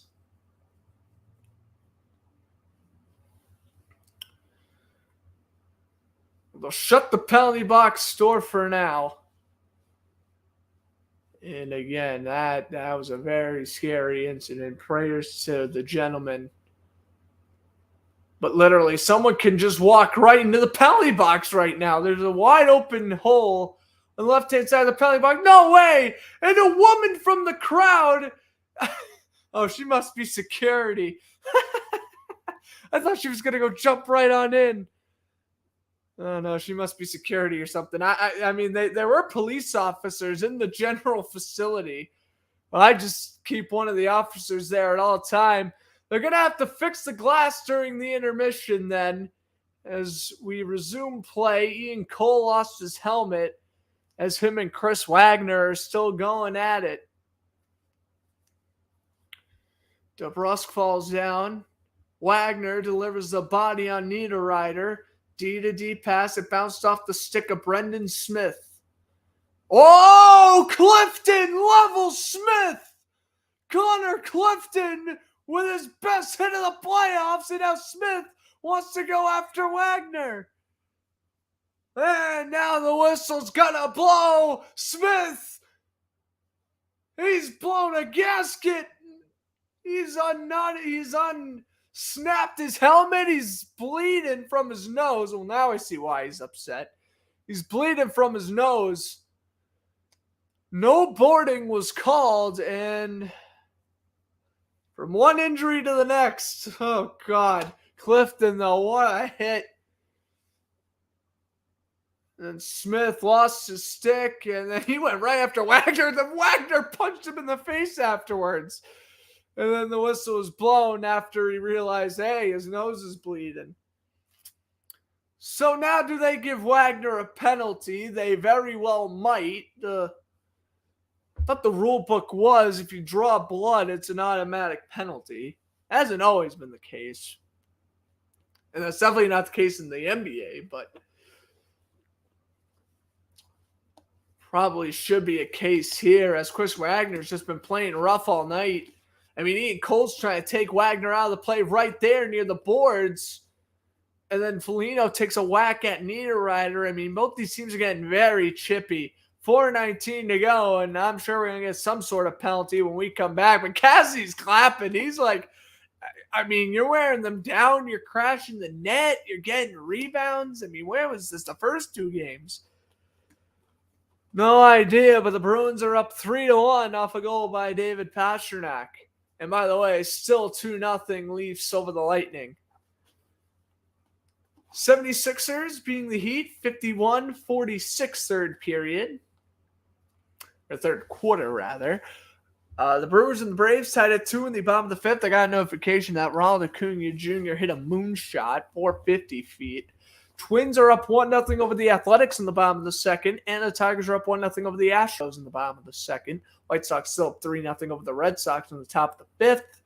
When this game concludes, it'll be Wild and Blues, and then when Maple Leafs Lightning ends, you'll go to Oilers and Kings. It's been a very weird series so far. Kings won 4-3. They looked pretty legit, and then Edmonton wins game 2, 6-0. St. Louis looks legit, beating Minnesota 4-0 in game 1, and then Kirill Kaprizov scores a hat trick, and then Minnesota wins 6-2. So we don't really know who's been the better team in that series. I guess I can kind of run through my playoff predictions here. I have Bruins winning in 7, and the fact that they're playing this good at home gives me confidence that they may just win the series in 7. I have the Maple Leafs now up 3-0 over Tampa Bay. My God. I have Tampa Bay winning that series in 6. That's looking like it's going to be 7, though. Lightning and Maple Leafs. I'll go with, I had the Panthers beating the Capitals in 6, and I have the Penguins. Well, I had the Penguins beating the Rangers in 5, but that's not going to happen now without Casey DeSmith. So I'm probably going to change my prediction and say Rangers in 6. Then for the Western Conference, I have Avalanche and a sweep over the Predators. I have the Wild being the Blues in 7. I have the Kings being the Oilers in 7. And I have the Stars defeating the Flames in 6 as my upset pick. So the referees are still reviewing it. I think Bruce Cassidy's getting a little impatient here. He's saying, well, what's taking them so long to review? Oh, are they saying 2 or 5? Oh, that's what they were determining. If it was a 2-minute or a 5-minute. Uh-oh. Chris Wagner might be gone. Oh, boy.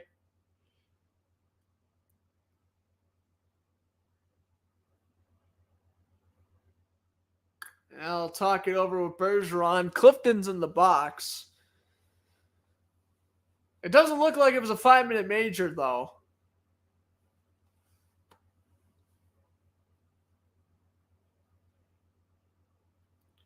And now Foligno is yelling at the officials. He's saying, hey, Cole hit me first. Hey, Niederreiter interfered with me first.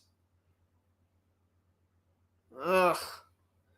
Well, this second period it's gone off the rails, that's for sure.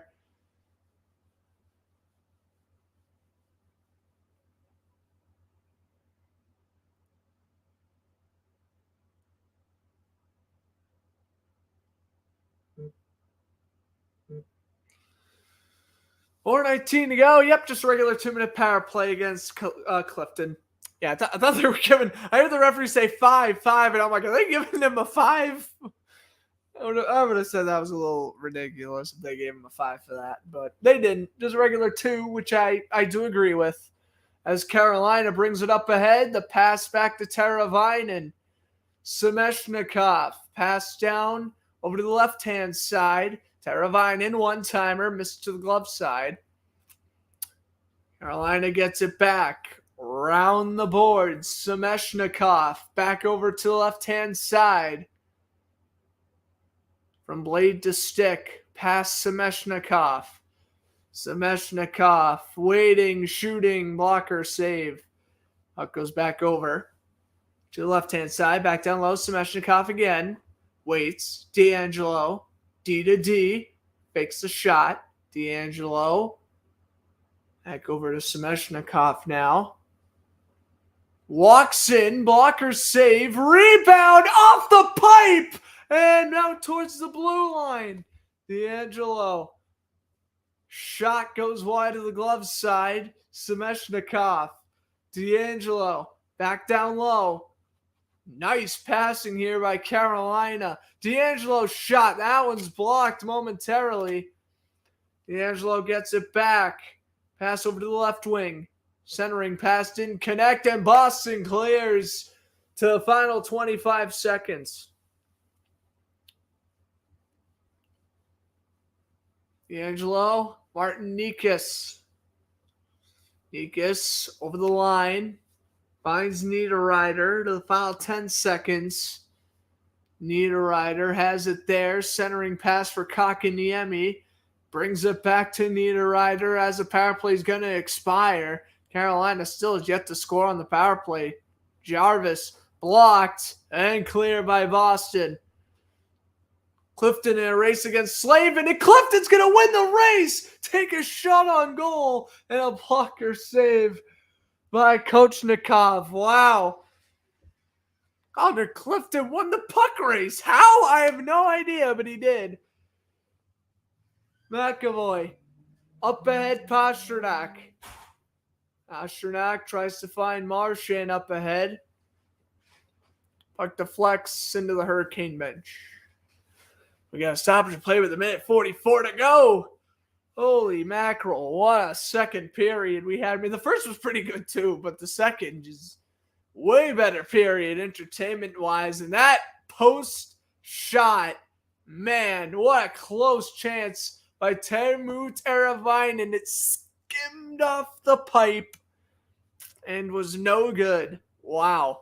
Both teams have one post shot in this game.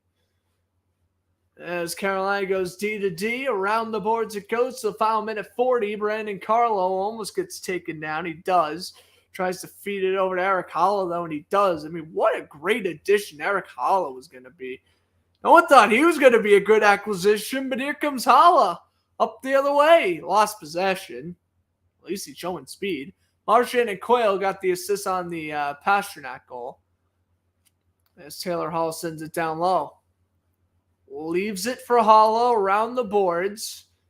Bruins get it there, and that was a pretty big hit behind the net.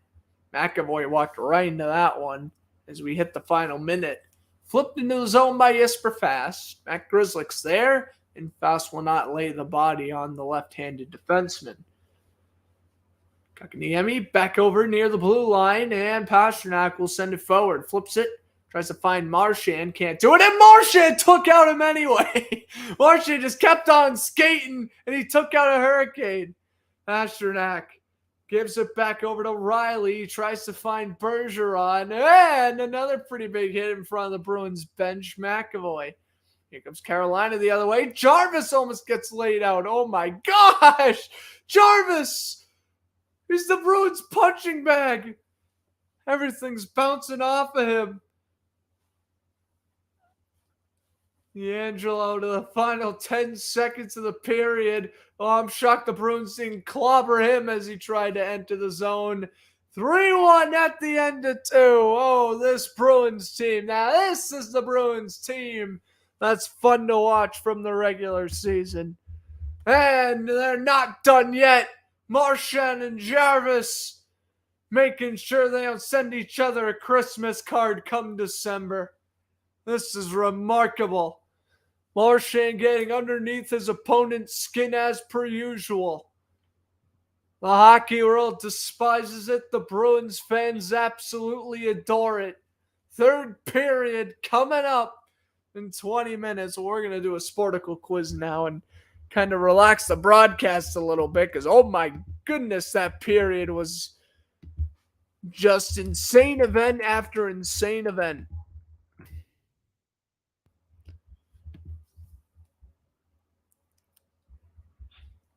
We're going to stick on the NHL playoff quizzes. And we are going to try Montreal Canadiens Stanley Cup Finals. Who have they faced? So we have 10 guesses here. Who have they faced in the Stanley Cup Finals? Well, the Blackhawks, the Bruins, the Flames, the Rangers, not the Sabres, that was the Flyers, the Maple Leafs, of course. They faced the Flyers. Actually, they have faced the Sabres. They didn't. I guess they didn't. What else are we looking at here? The Lightning. I'm not forgetting that again. The Kings. And who's the other team? Happy Detroit. And yeah, I missed out on the Blues. Played the Blues? Oh yeah, in the 60s.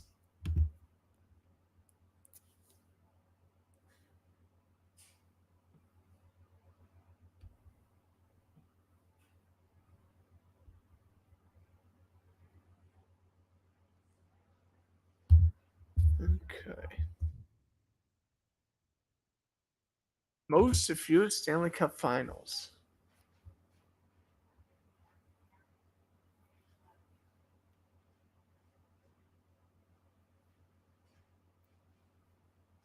Let's try this one. I guess 6 minutes to guess this.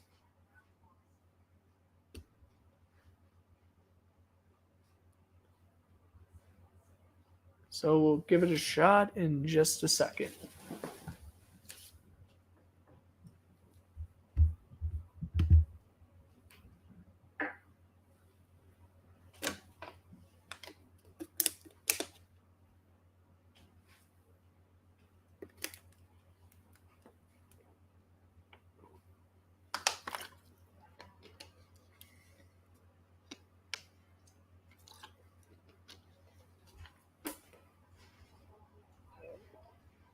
All right.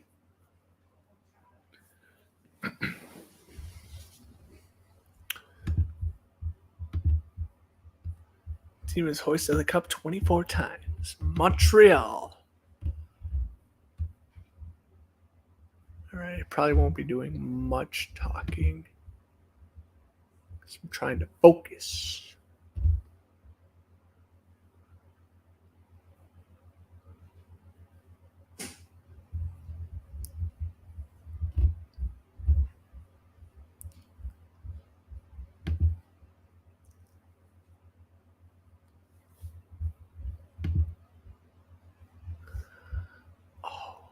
Oh. I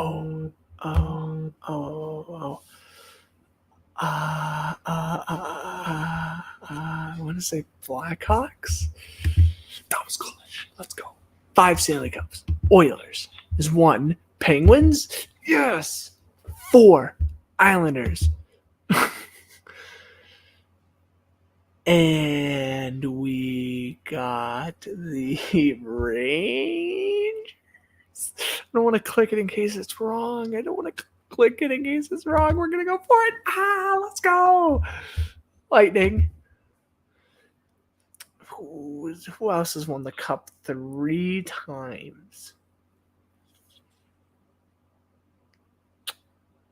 I don't want to guess the Flames. I don't want to be wrong. 3 franchises have won 2 cups. So we're looking at the Avalanche, the Kings, and the Flyers, and I just realized 3 times is the New Jersey Devils somehow. Have won the Stanley Cup once. We're looking at the Flames, the Blues, the Hurricanes, the Capitals, the Stars, the Ducks. These 11 teams still searching for their first.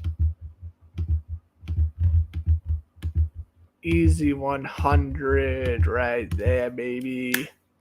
How the hell is the average score 30? You people, like, what? How 30? Like, what? I don't get how it's so low. All right. No. We're not going back to MLB today. I made a fool out of myself on one MLB quiz. That's good enough for me. Yeah, I'll try MLB quizzes when I'm gonna do more of the broadcast. Can we name the 1996 NHL playoff teams? Ooh, let's try it. Eliminated by the Florida Panthers. Is that the New York Rangers? It is not. Is that the Penguins? Yes, it is. Then the Penguins eliminated the Capitals? Yes. Eastern Conference quarterfinals. They were eliminated by the New York Rangers. I'm going to say, well, the Panthers made the cup in 96. Well, I'm going to say that not the Capitals. I'm going to say the Islanders. No, the Flyers. I'm not sure. Oh, well, they were eliminated by the Flyers. But the Rangers? Nope. Is it the Devils? Did the Devils make it in 96? I have no idea. The Devils won in 95, if I'm not mistaken. This was the Panthers Avalanche Western Conference Finals. Oh my god, I have no idea. The Blues? Be a good guess. No. How about the Sharks? Sharks made it in the late 90s. Eastern Conference quarterfinals. That was the Rangers. No, are you serious right now? What? I have no idea. The Bruins. Oh, they did lose them. Okay. Blackhawks. It's gonna be Red Wings. No. How about Blue? I thought the Red Wings eliminated the Blues this year. Yeah, because this was Wayne Gretzky's long year as a Blue. That's how I remember that. Eiserman shooting, blue line chance, score! Steve Eiserman, Detroit wins! Yeah, that goal. Anyway, Avalanche, Western Conference Finals. Who the hell? The Stars? I don't know. No, in this case, they eliminated the Red Wings. There we go. Eastern Conference semifinals. I have no idea, dude. I just have no idea. No idea. No idea. Won the Stanley Cup. That's the Avalanche. Answer that one, no problem. Stanley Cup Finals. That was the Panthers. Western Conference. The Kings here. Sneeze.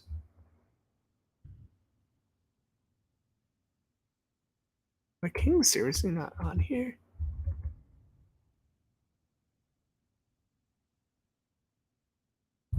I guess they aren't.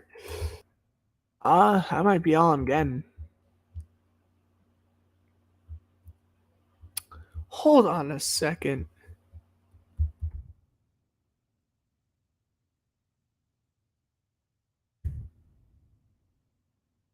No. Call me crazy. I have no idea how to spell coyotes.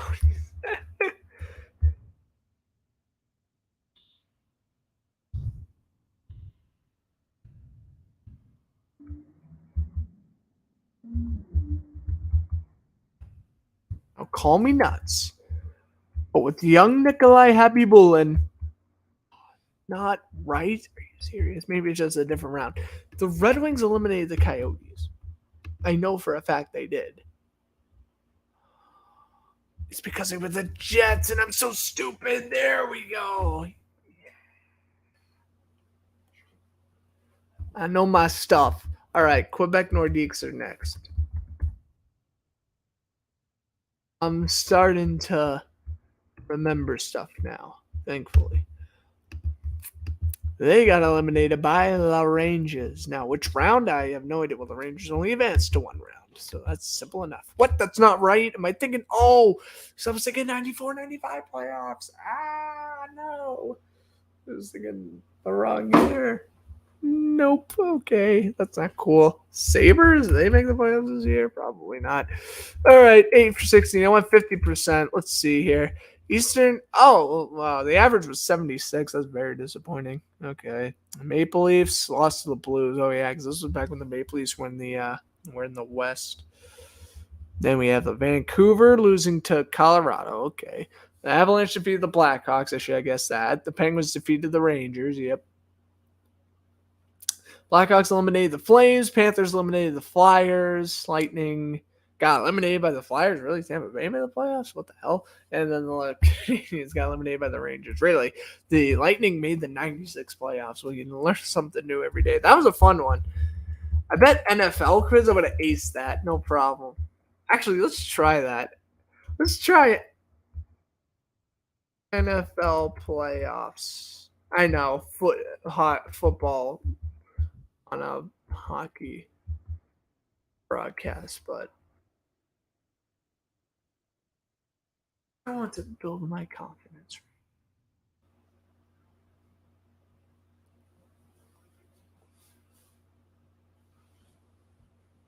All right, let's go do this. Ooh, or we could do playoff stats. Options. The 2018-19 playoff stats first. Oh my god. Oh, states. I thought it said stats. Oh my goodness. I cannot read. So 2019. Where's like Missouri? Missouri's in like this area, but where is it? That one. That's Iowa. That's Missouri. Oh, I choked. I choked. It's 2019, right? So the Cowboys made it. They did make it. We're going to get Pennsylvania. Where's Pennsylvania? That's Pennsylvania. That's West Virginia. I'm so stupid. That is Pennsylvania. That's New Jersey. Maryland. I'm so stupid, bro. I did not take my geography class. I thought this is stats, not states. Fine. We'll try it now. 17-18, and we are not going to be caught off guard this time. Oh, hell no. Let's go. All right. 2017, Tennessee Titans made it. My Jacksonville Jaguars made it. The New England Patriots, my hometown, they made it. Maryland did not make it. Pennsylvania did. New York did not.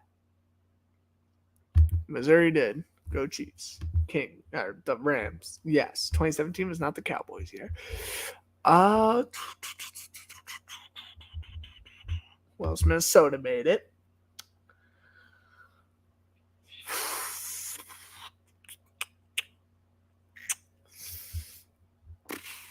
Atlanta. Where's Georgia? Georgia's right here. That's South Carolina. That's Georgia. The Falcons. Yeah. I got South Carolina and Georgia mixed up. Shows I'm not great at geography. That's okay. Who else made it that year? The Colts didn't. The Bears didn't. I gotta run through the teams that didn't, which is driving me nuts. Buffalo. Oh my god, I was not about to pick New York, but Buffalo. I completely forgot about that. And then New Orleans. I got one wrong. What team did I miss? I missed the Panthers. I accidentally clicked South Carolina when I accidentally should have clicked North Carolina, and it would have been right because the Panthers lost to the Saints in the wild card game. I'm so mad I did not get that. Okay. Moving on to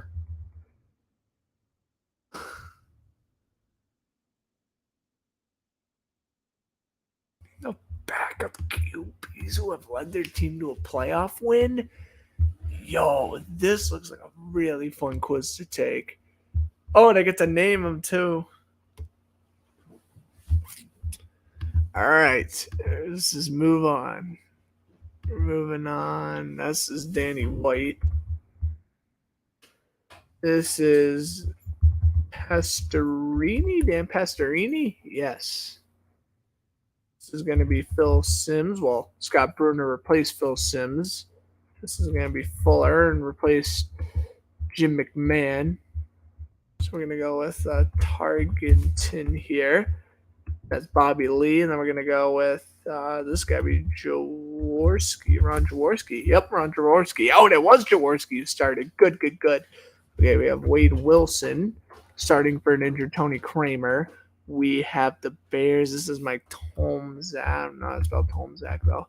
Mike Tomzak. Has a C in it?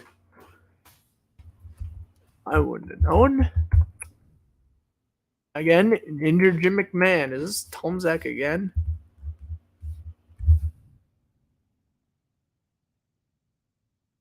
Soon is. It is. Starting for an injured Jim Harbaugh this time. That's Jeff Hostetler. I'm just going to... I got time. I'll try to spell Hostetler. Didn't spell it right. We'll just get Sims. There we go. It's Jeff Hostetler. Cowboys. Well, I'm going to take the cheap man out and say Aikman. It was Steve Berline. He played on the Cowboys. Little do I know. This is Frank Reich. 92 comeback game. Oh, yeah. Well, obviously Mark Brunell. But this was, yes, Jay Fiedler. That's right. That's Sean King for an injured Trent Dilfer.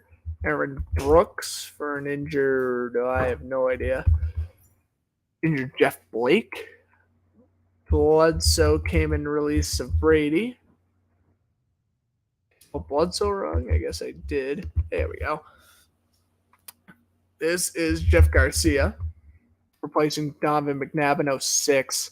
Who is that? Is that TJ Yates? It is! Oh, let's go. Obviously, Nick Foles, the most popular one. And last but not least, Foles again. There we go. 100. I'm talking about right there.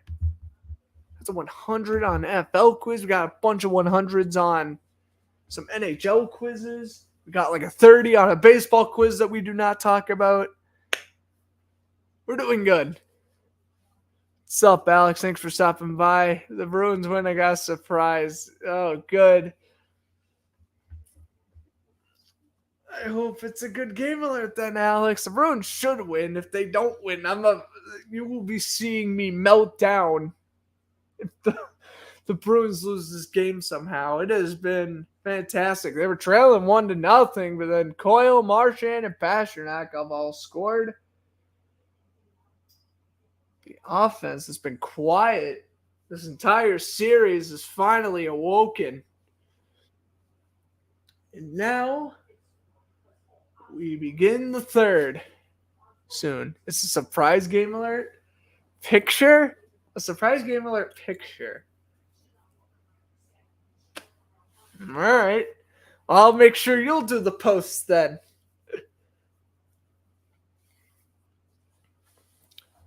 Oh boy. Let me just quickly put my rabbit in his cage and then we can get to the third. Because I want to bite in my cords.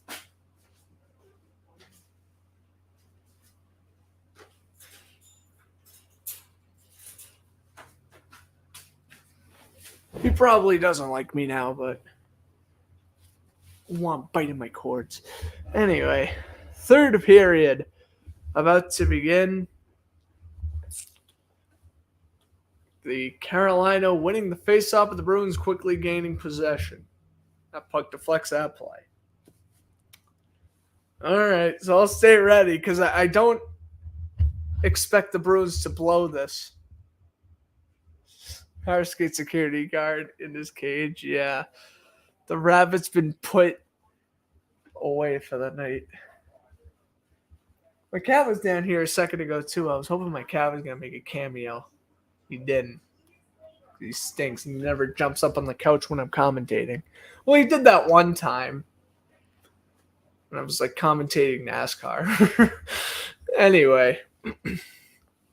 Slavin sends it around the boards. Grzelcyk delivers the shoulder-to-shoulder check, and the Bruins spank it down the length of the rink, and icing is called. And then, well, I give Carolina credit. They're going to stick with Kochnovic here. They did not switch back to Ranta, which I felt was a very calm move. I mean, you're starting a guy in a playoff game. You want to pull him after 2 periods. Although I do expect them to go back to Ranta in Game 4. Don't be surprised if they do that. Hull loses the draw. Slap shot. And shoulder saved by Swayman as that one falls out of play.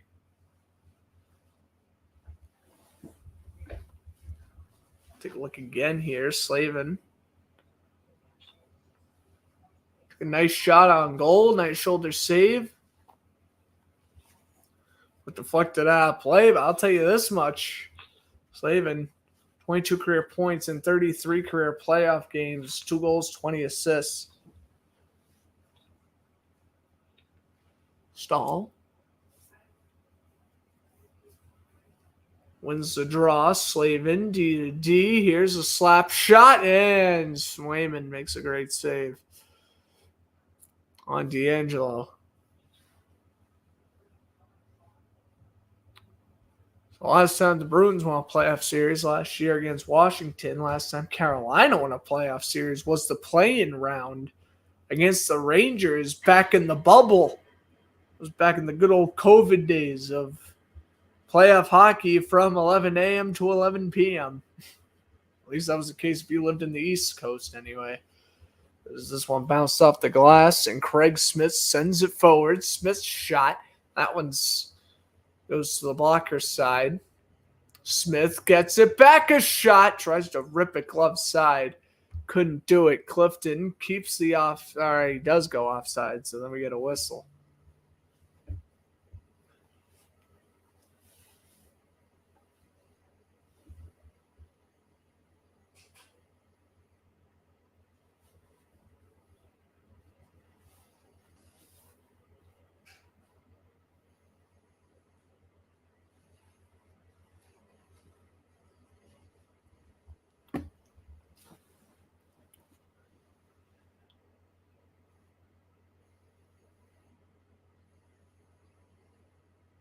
Bergeron will win the draw.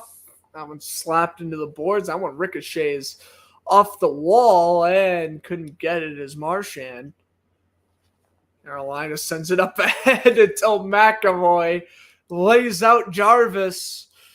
I love when the Bruins try the open ice hits. I'm kind of surprised they don't get penalized for them. But, I mean, hey, as long as they're technically clean and in the rule book, shouldn't get punished for them, right? Pastrnak shoved off the puck by Shea. Marchand.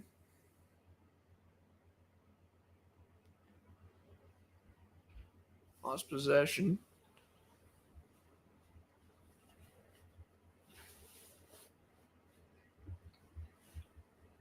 Smith. So we have delayed penalty coming up here against the... Oh, nope, never mind. I thought there was because I saw the goalie leave his cage, but no delay penalty. Swayman will play it aside. Oh, and Smith delivers a huge hit in the corner. Oh, there you go. Yeah, throw the body, yeah, take the body. That was Curtis Lazar, the Bruin who got drilled. Smith gets hammered again. My goodness, Smith and Lazar, they've been going at it since the second period. Carolina will shoot this one through center. Bruins. Oh, a nice hit there by Foligno. Slavin now has it behind the net. I mean, physicality really picking up in this game. Carolina needs to do so. It's either Carolina scores one and they cut the lead in half, or else Boston scores one more, and there's a good chance the Hurricanes will not complete the sweep as D'Angelo beats Hall for the icing. Which, by the way, the last time when they beat the Rangers back in the bubble, that was a sweep. I would love to know when was the last time the Bruins were swept in the playoffs. I want to say it was 99 if I had to take a guess. It definitely hasn't happened in the Bergeron era. They've lost in 6 games a few times. And they lost in 5 to Tampa Bay in 2018, I believe. That was the closest they got. Is that shot by Hall? Save. Hall rebound. Missed to the blocker side. Should you take the game at under 6.5 or at 4? I would. Yeah, I would. Right now I have it 4-1 Bruins. They score an empty netter. I would probably take the under. Unless they score quickly here. Halla's tipped by Hall. Hall now waits. And Hall gets tripped up there. Oh, that's going to be a trip. Bruins going right to the power play. Trip behind the net. And Trocheck called for his second trip.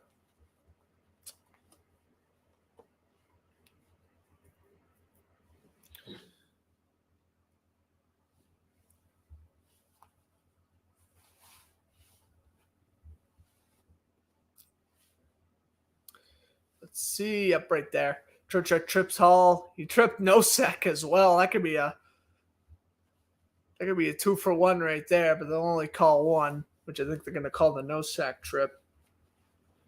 So Bruins go on the power play. Just over 16 minutes to go in regulation. Bruins up by 2, trying to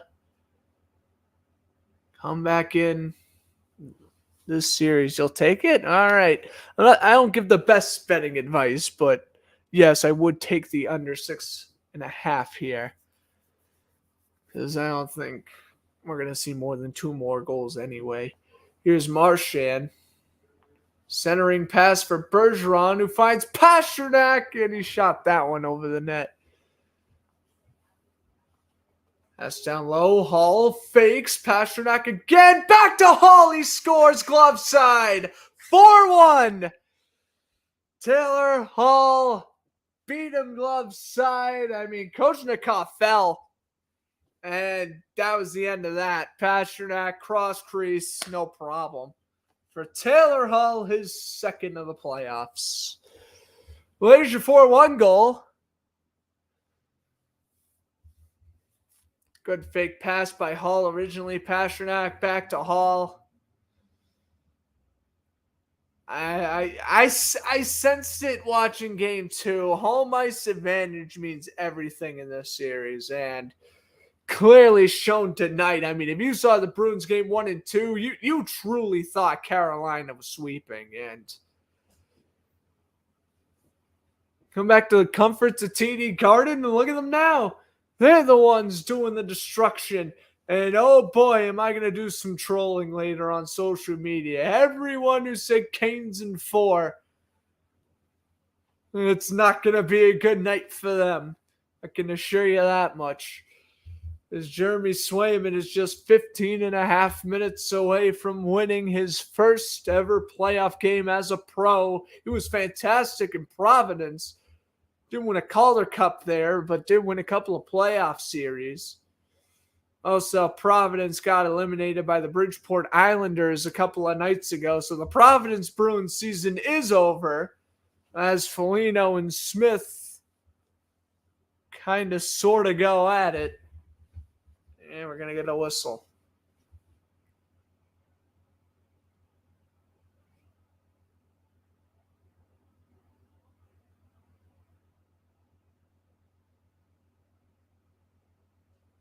I think both men are going to go to the box here.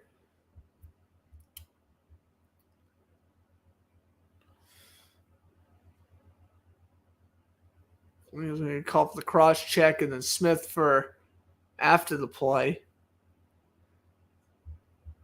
Giving him an upper check. So Foligno's called for cross checking, and I guess that's it. They're just going to give Carolina the penalty. All right.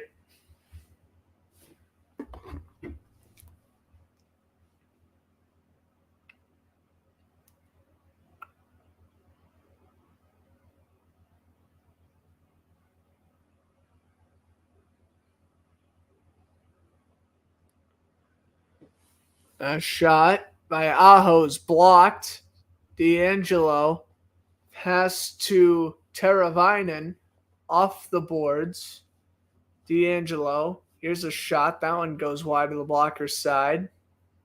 D'Angelo, pass back, a shot. That one's blocked.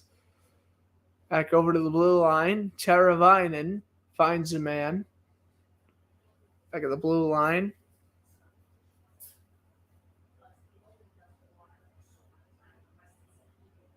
Teravainen, D'Angelo, pass down low, and the cross crease didn't connect.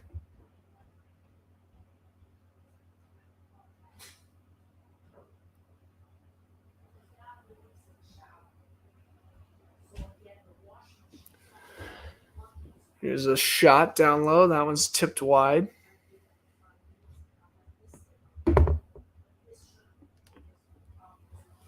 And puck deflects that play. Take a look again here on the replay. 56 seconds left on that power play in favor of the Bruins.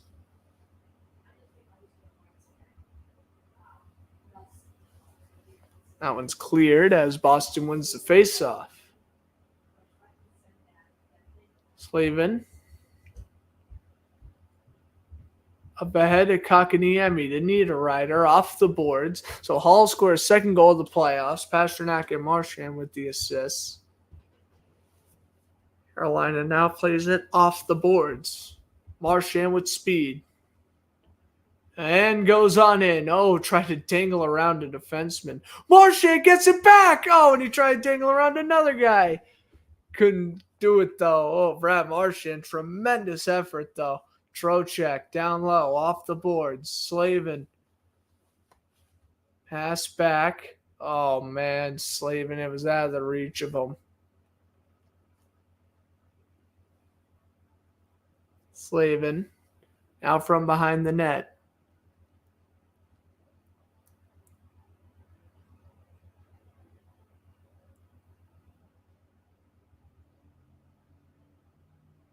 Carlo. Good check. Grizzlick. He'll send it up the boards. Here comes Pasternak. Pasternak steps on the brakes. Takes a shot on goal. That one's blocked. Carolina sends it up the other way. Stahl. Centering pass doesn't connect. Brandon Carlos sends it up ahead. Pasternak flips it on into the zone.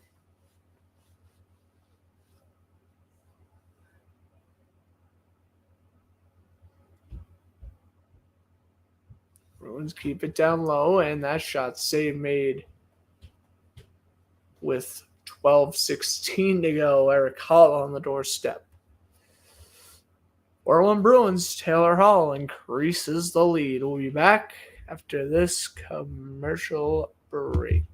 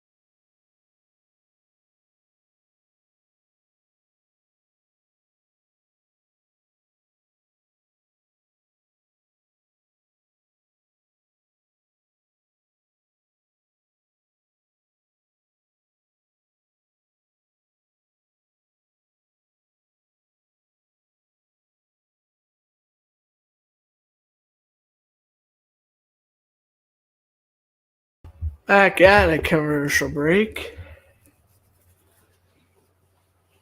Bruins really brought the body.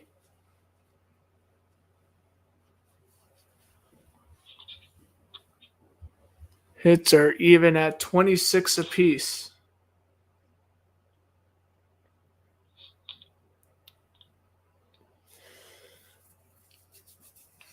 Carolina almost got 100 total hits in the first two games combined.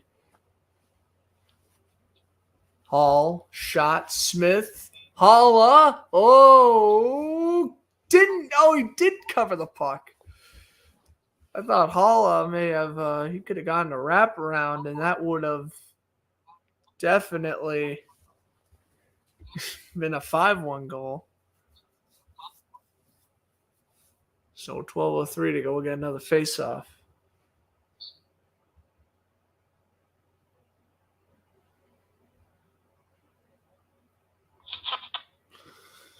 Halla will take the draw against Kaguniemi.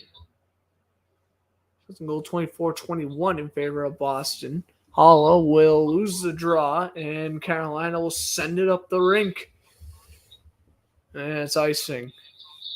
Forbot there to touch it.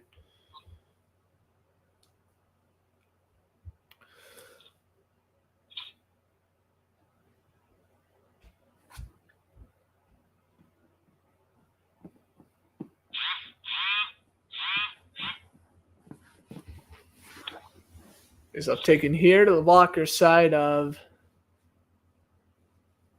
Young Russian netminder. Draw is won by Eric Holla. Pass down low. Taken away. Hall to Holla.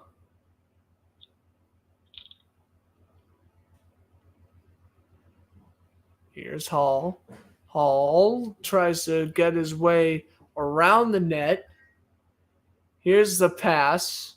That one's taken away. Pesci lost possession. Back out in front. Hall a shot. Missed to the blocker's side. Oh, goalie couldn't smother it. And Hall had another chance out in front. Didn't score, though. Here's Connor Clifton. Clifton down low. Let me change my scoreboard. Excuse me. I'm sleeping on that. It is now 4-1 Bruins. It's been 4-1 Bruins for quite a while now.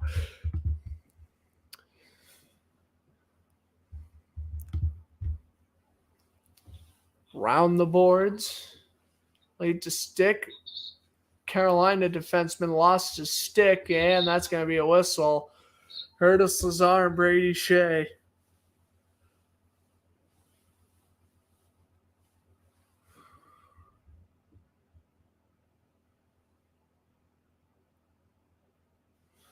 Our second playoff run with Boston. Same with, and this is Shea's third playoff run with the Hurricanes. He's made the playoffs every year since 2019.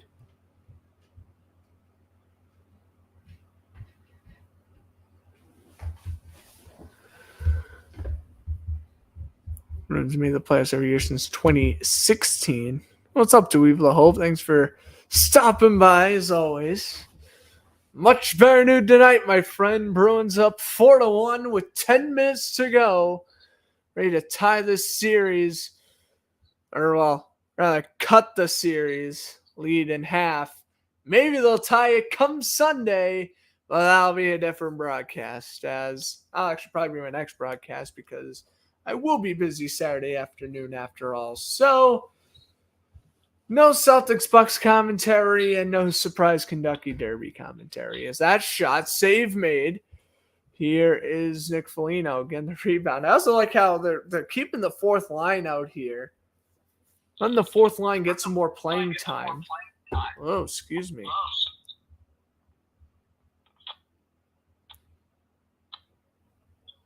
Anyway. Oh, hold on a second. Sorry. Bruins will bring this one up ahead. That shot bounced off the glove side. And that was a pretty big check. Bergeron lost possession.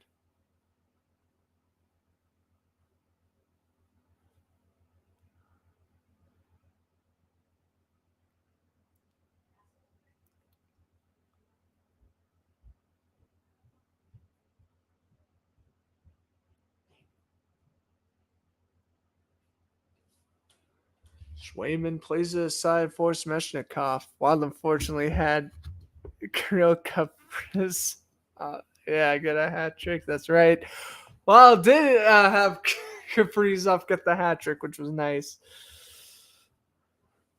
What would I do? Yeah, I know. They went 6-2 last night.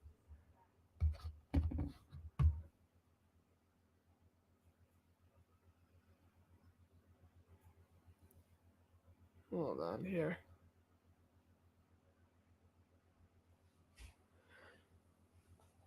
Bruins will clear out to center. What would I do with the Baker Mayfield situation, though? That's a good question. To be honest, I would either use him as my backup or I would trade him to the Seahawks for little value. 5-hole goal. Oh, there we go. 5-hole goal. I take my eyes off the game for 1 second, and Carolina cuts the lead in half. 5-hole goal for Jakob Slavin, the young defenseman. And where is he from? He's from America, really. The last name Slavin? I guess so. There we go. 5-hole goal against Swayman. And well, there you go. It is now 4-2. Yeah, basically my thoughts on the Baker situation is I would basically just trade him to the Seahawks for a very limited sum. I would just be like, yo, 5th-round pick for Mayfield, and he's all yours. Because I know Pete Carroll's trying to say, oh, I like Geno Smith and I like Drew Lock. Like, I get it. You're supposed to have confidence in your current guys, but I mean, I thought Mayfield was going to be traded a month ago. Let's be real. There's not much else to say about Mayfield other than he's going to the Seahawks or he's going to the Panthers. Maybe a slimmer chance he goes to the Panthers, or he's just going to stay in Cleveland and serve as a backup. Sounds made up. Jakob Slavin. Well, his first name begins with a J. It's actually, so it's Jakob as in, so his first name is spelled J-A-2-C's-O-B. And then the last name is Slavin, which is spelled correctly there. There you go. Well, yeah, it is. Anyway, commercial break. 4-2 now. Not fun.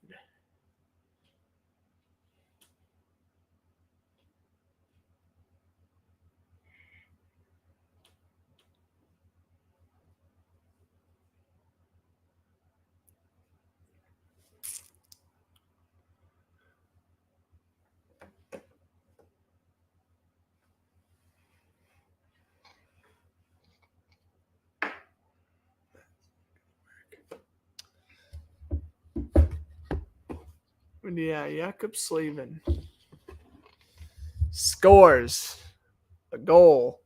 He never scores.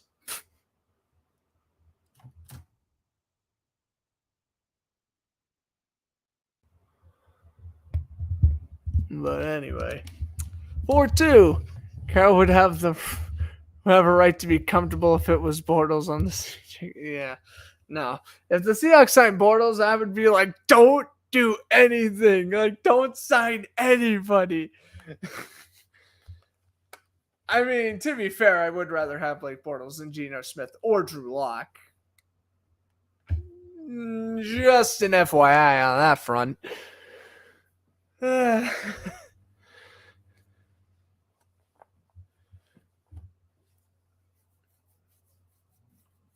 All right, we're heading out commercial break. That was our second commercial break of the period, luckily.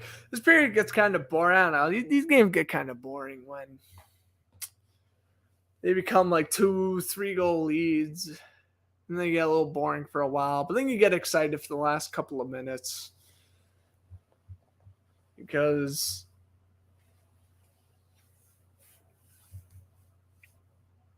but no, I will say that second period was nuts. Also, like, when you commentate an exciting, like, period or quarter or whatever, you also get, like, kind of more drained quickly when you're using, like, a lot of enthusiasm. Like, I was yelling during the second period, dude. Like, that entire period was nuts.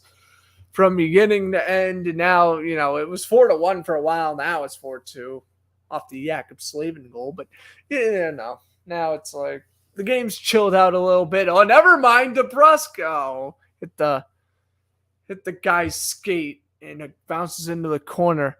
I am a little bit of a Drew Lock fan. I was a fan of him back in 2019. Slavin's goal is unassisted, by the way. I was a fan of him in 2019 because he looked really good as a rookie. And then, I don't know, he wasn't bad in 2020. He just got injured and was inconsistent. And then last year, he just didn't play.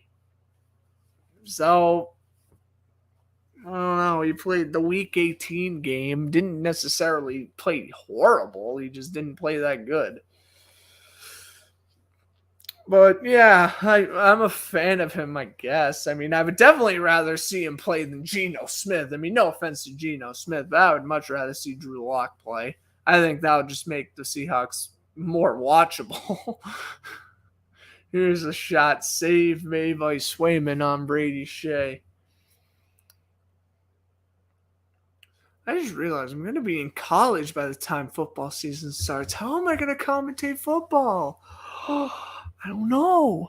We're going to have to figure something out. Maybe I'll have like a roommate who will be like my part-time commentator, like my part-time like Tony Romo or whatever. That'd be pretty funny, but I don't know. I don't really see me recording much on YouTube unless I do like vlogs and stuff, or I'm on like break. Like when Christmas break comes around, I'll make sure to do like a Bruins broadcast and stuff like that then. But like,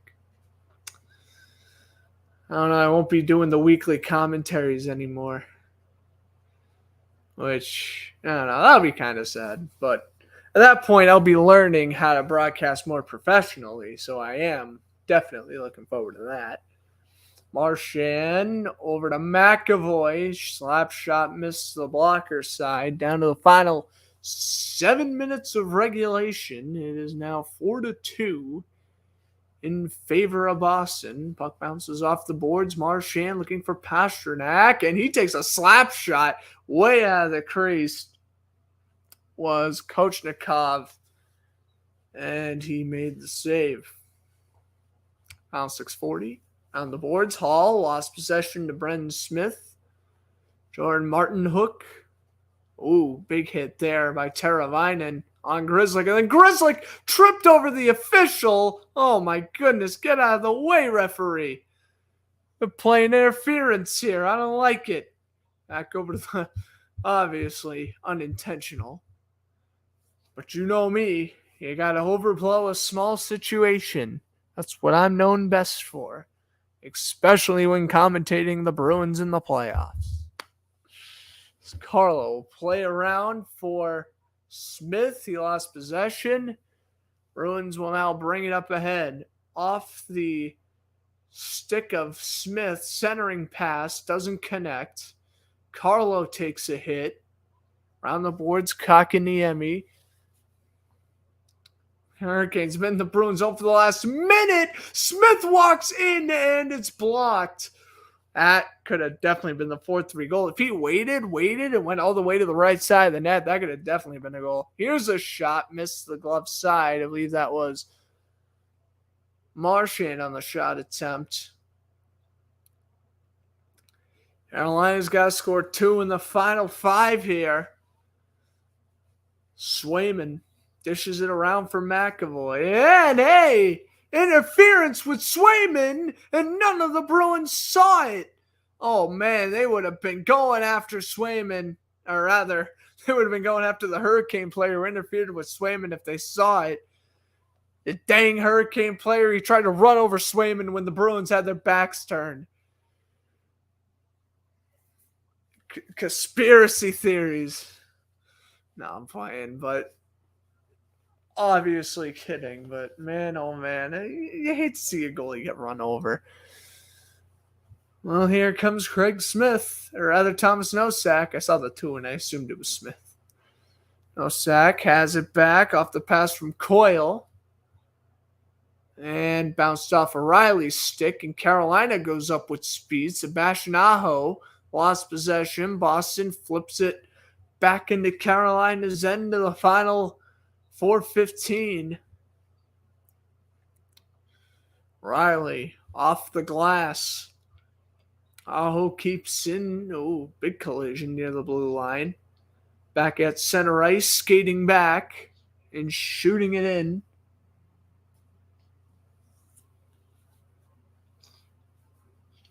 And now Pastrnak will send it up the other way. Pastrnak lost the handle. So final 3:40. Weaving his way through. Martin Nikes over to D'Angelo. Gotta think they're gonna pull the goalie soon. D'Angelo. Pass, and that's stopped by Swayman. Reddit went post to post. Brachet in the score. Bruins bounce it off the boards. Lazar will give it up, and we'll pass it back to Grzelcyk. Bruins just send it up ahead with Bobby Wagner, or rather Chris Wagner. Bobby Wagner's in the NFL. I get my Wagners mixed up. Every time I say Chris Wagner, I'm like, Chris Wagner. Like, I'm ready to say Bobby because it's like, I commentate too much football. That's why. Anyway, Bruins will send it from their own end. Oh, man, Carlo almost got crunched And they'll pull the goalie. So here we go. 6-on-5. Roughly 2.5 minutes to go.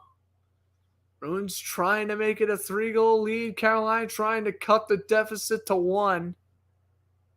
There's enough fighting in hockey. Oh, God. You get arrested if you bit someone in hockey. Literally. In the 2011 Stanley Cup Finals, Jeff Tambellini bit Patrice Bergeron's finger and he got like a $10,000 fine for that. Like, I think players want to save the money in their wallet. That shot's saved.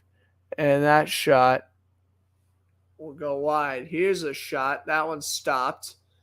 Aho.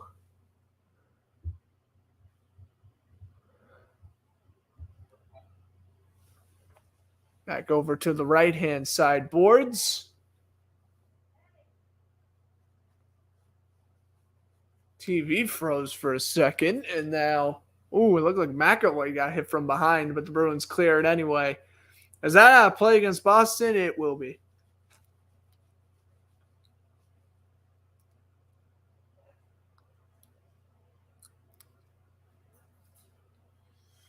Well, Carolina would be wise to use their timeout, though I don't know if it'll do much. Nice to get back in this series. And this was a pretty convincing win, too.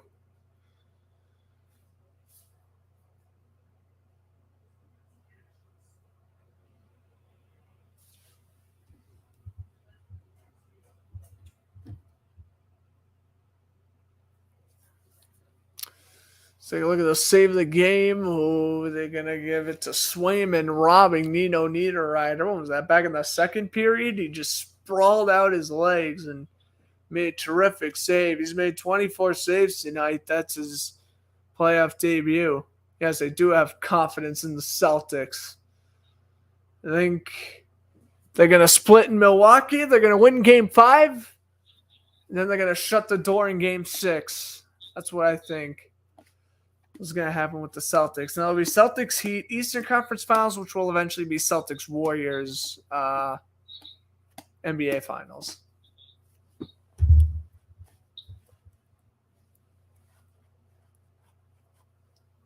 A Boston faithful going crazy as McAvoy will play it over to Forbot. Over now to the final minute 25. D'Angelo from his own end will pass it over to Semeshnikov. Bruins steal it back.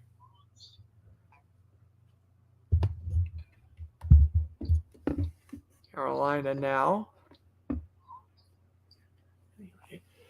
Bringing up ahead, Semeshnikov almost takes the body from McAvoy down to the final minute.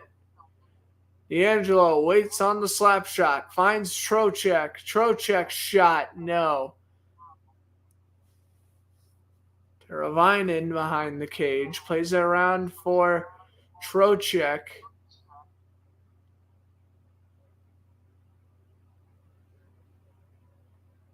D'Angelo, Trocheck. Wrist shot, kick save Swayman. It's going to be cleared back, only out to the blue line, though. D'Angelo, pass, shots, blocked. Marchand's got it. He's got Pasternak, and he does not pass it to Pasternak. He'll just kill off some more time.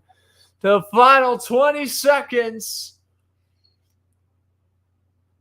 D'Angelo flips it forward. I want Swayman to go for the goalie goal. He's not going to go for it, though. Puck's not even near him. To the final 5. Puck skips off the stick of D'Angelo. Put away the broomsticks. Bruins will at least go 5. That was convincing win for the Bruins. I'll tell you that much, man. They needed that in the worst way possible. They were getting dominated in the first 2 games. I'm glad they were able to finally put together a couple of nice periods here. Win a great game in front of the hometown faithful. The physicality stayed from the beginning to the end. And guess what? That's how they got the win, was physicality, speed, and crashing the net. That's the one thing I always complain about with this team, is that they never crash the net. Well, guess what? They crashed to the net. They got some nice rebounds. They finally can execute on the power play again. It took them long enough, but they can.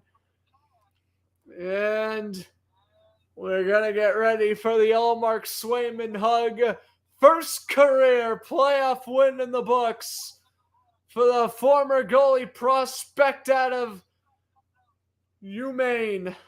Wow. And the hug to Allmark. The best bro hug in all of sports. You can't deny it. Well, ladies and gentlemen, that's going to be the end of the broadcast. Hope everyone enjoyed the game. Bruins win 4-2. I'm Grant Fluff and Fletcher Sports Zone saying enjoy the rest of your evening. The series is cut in half as Game 4 we played Sunday at high noon.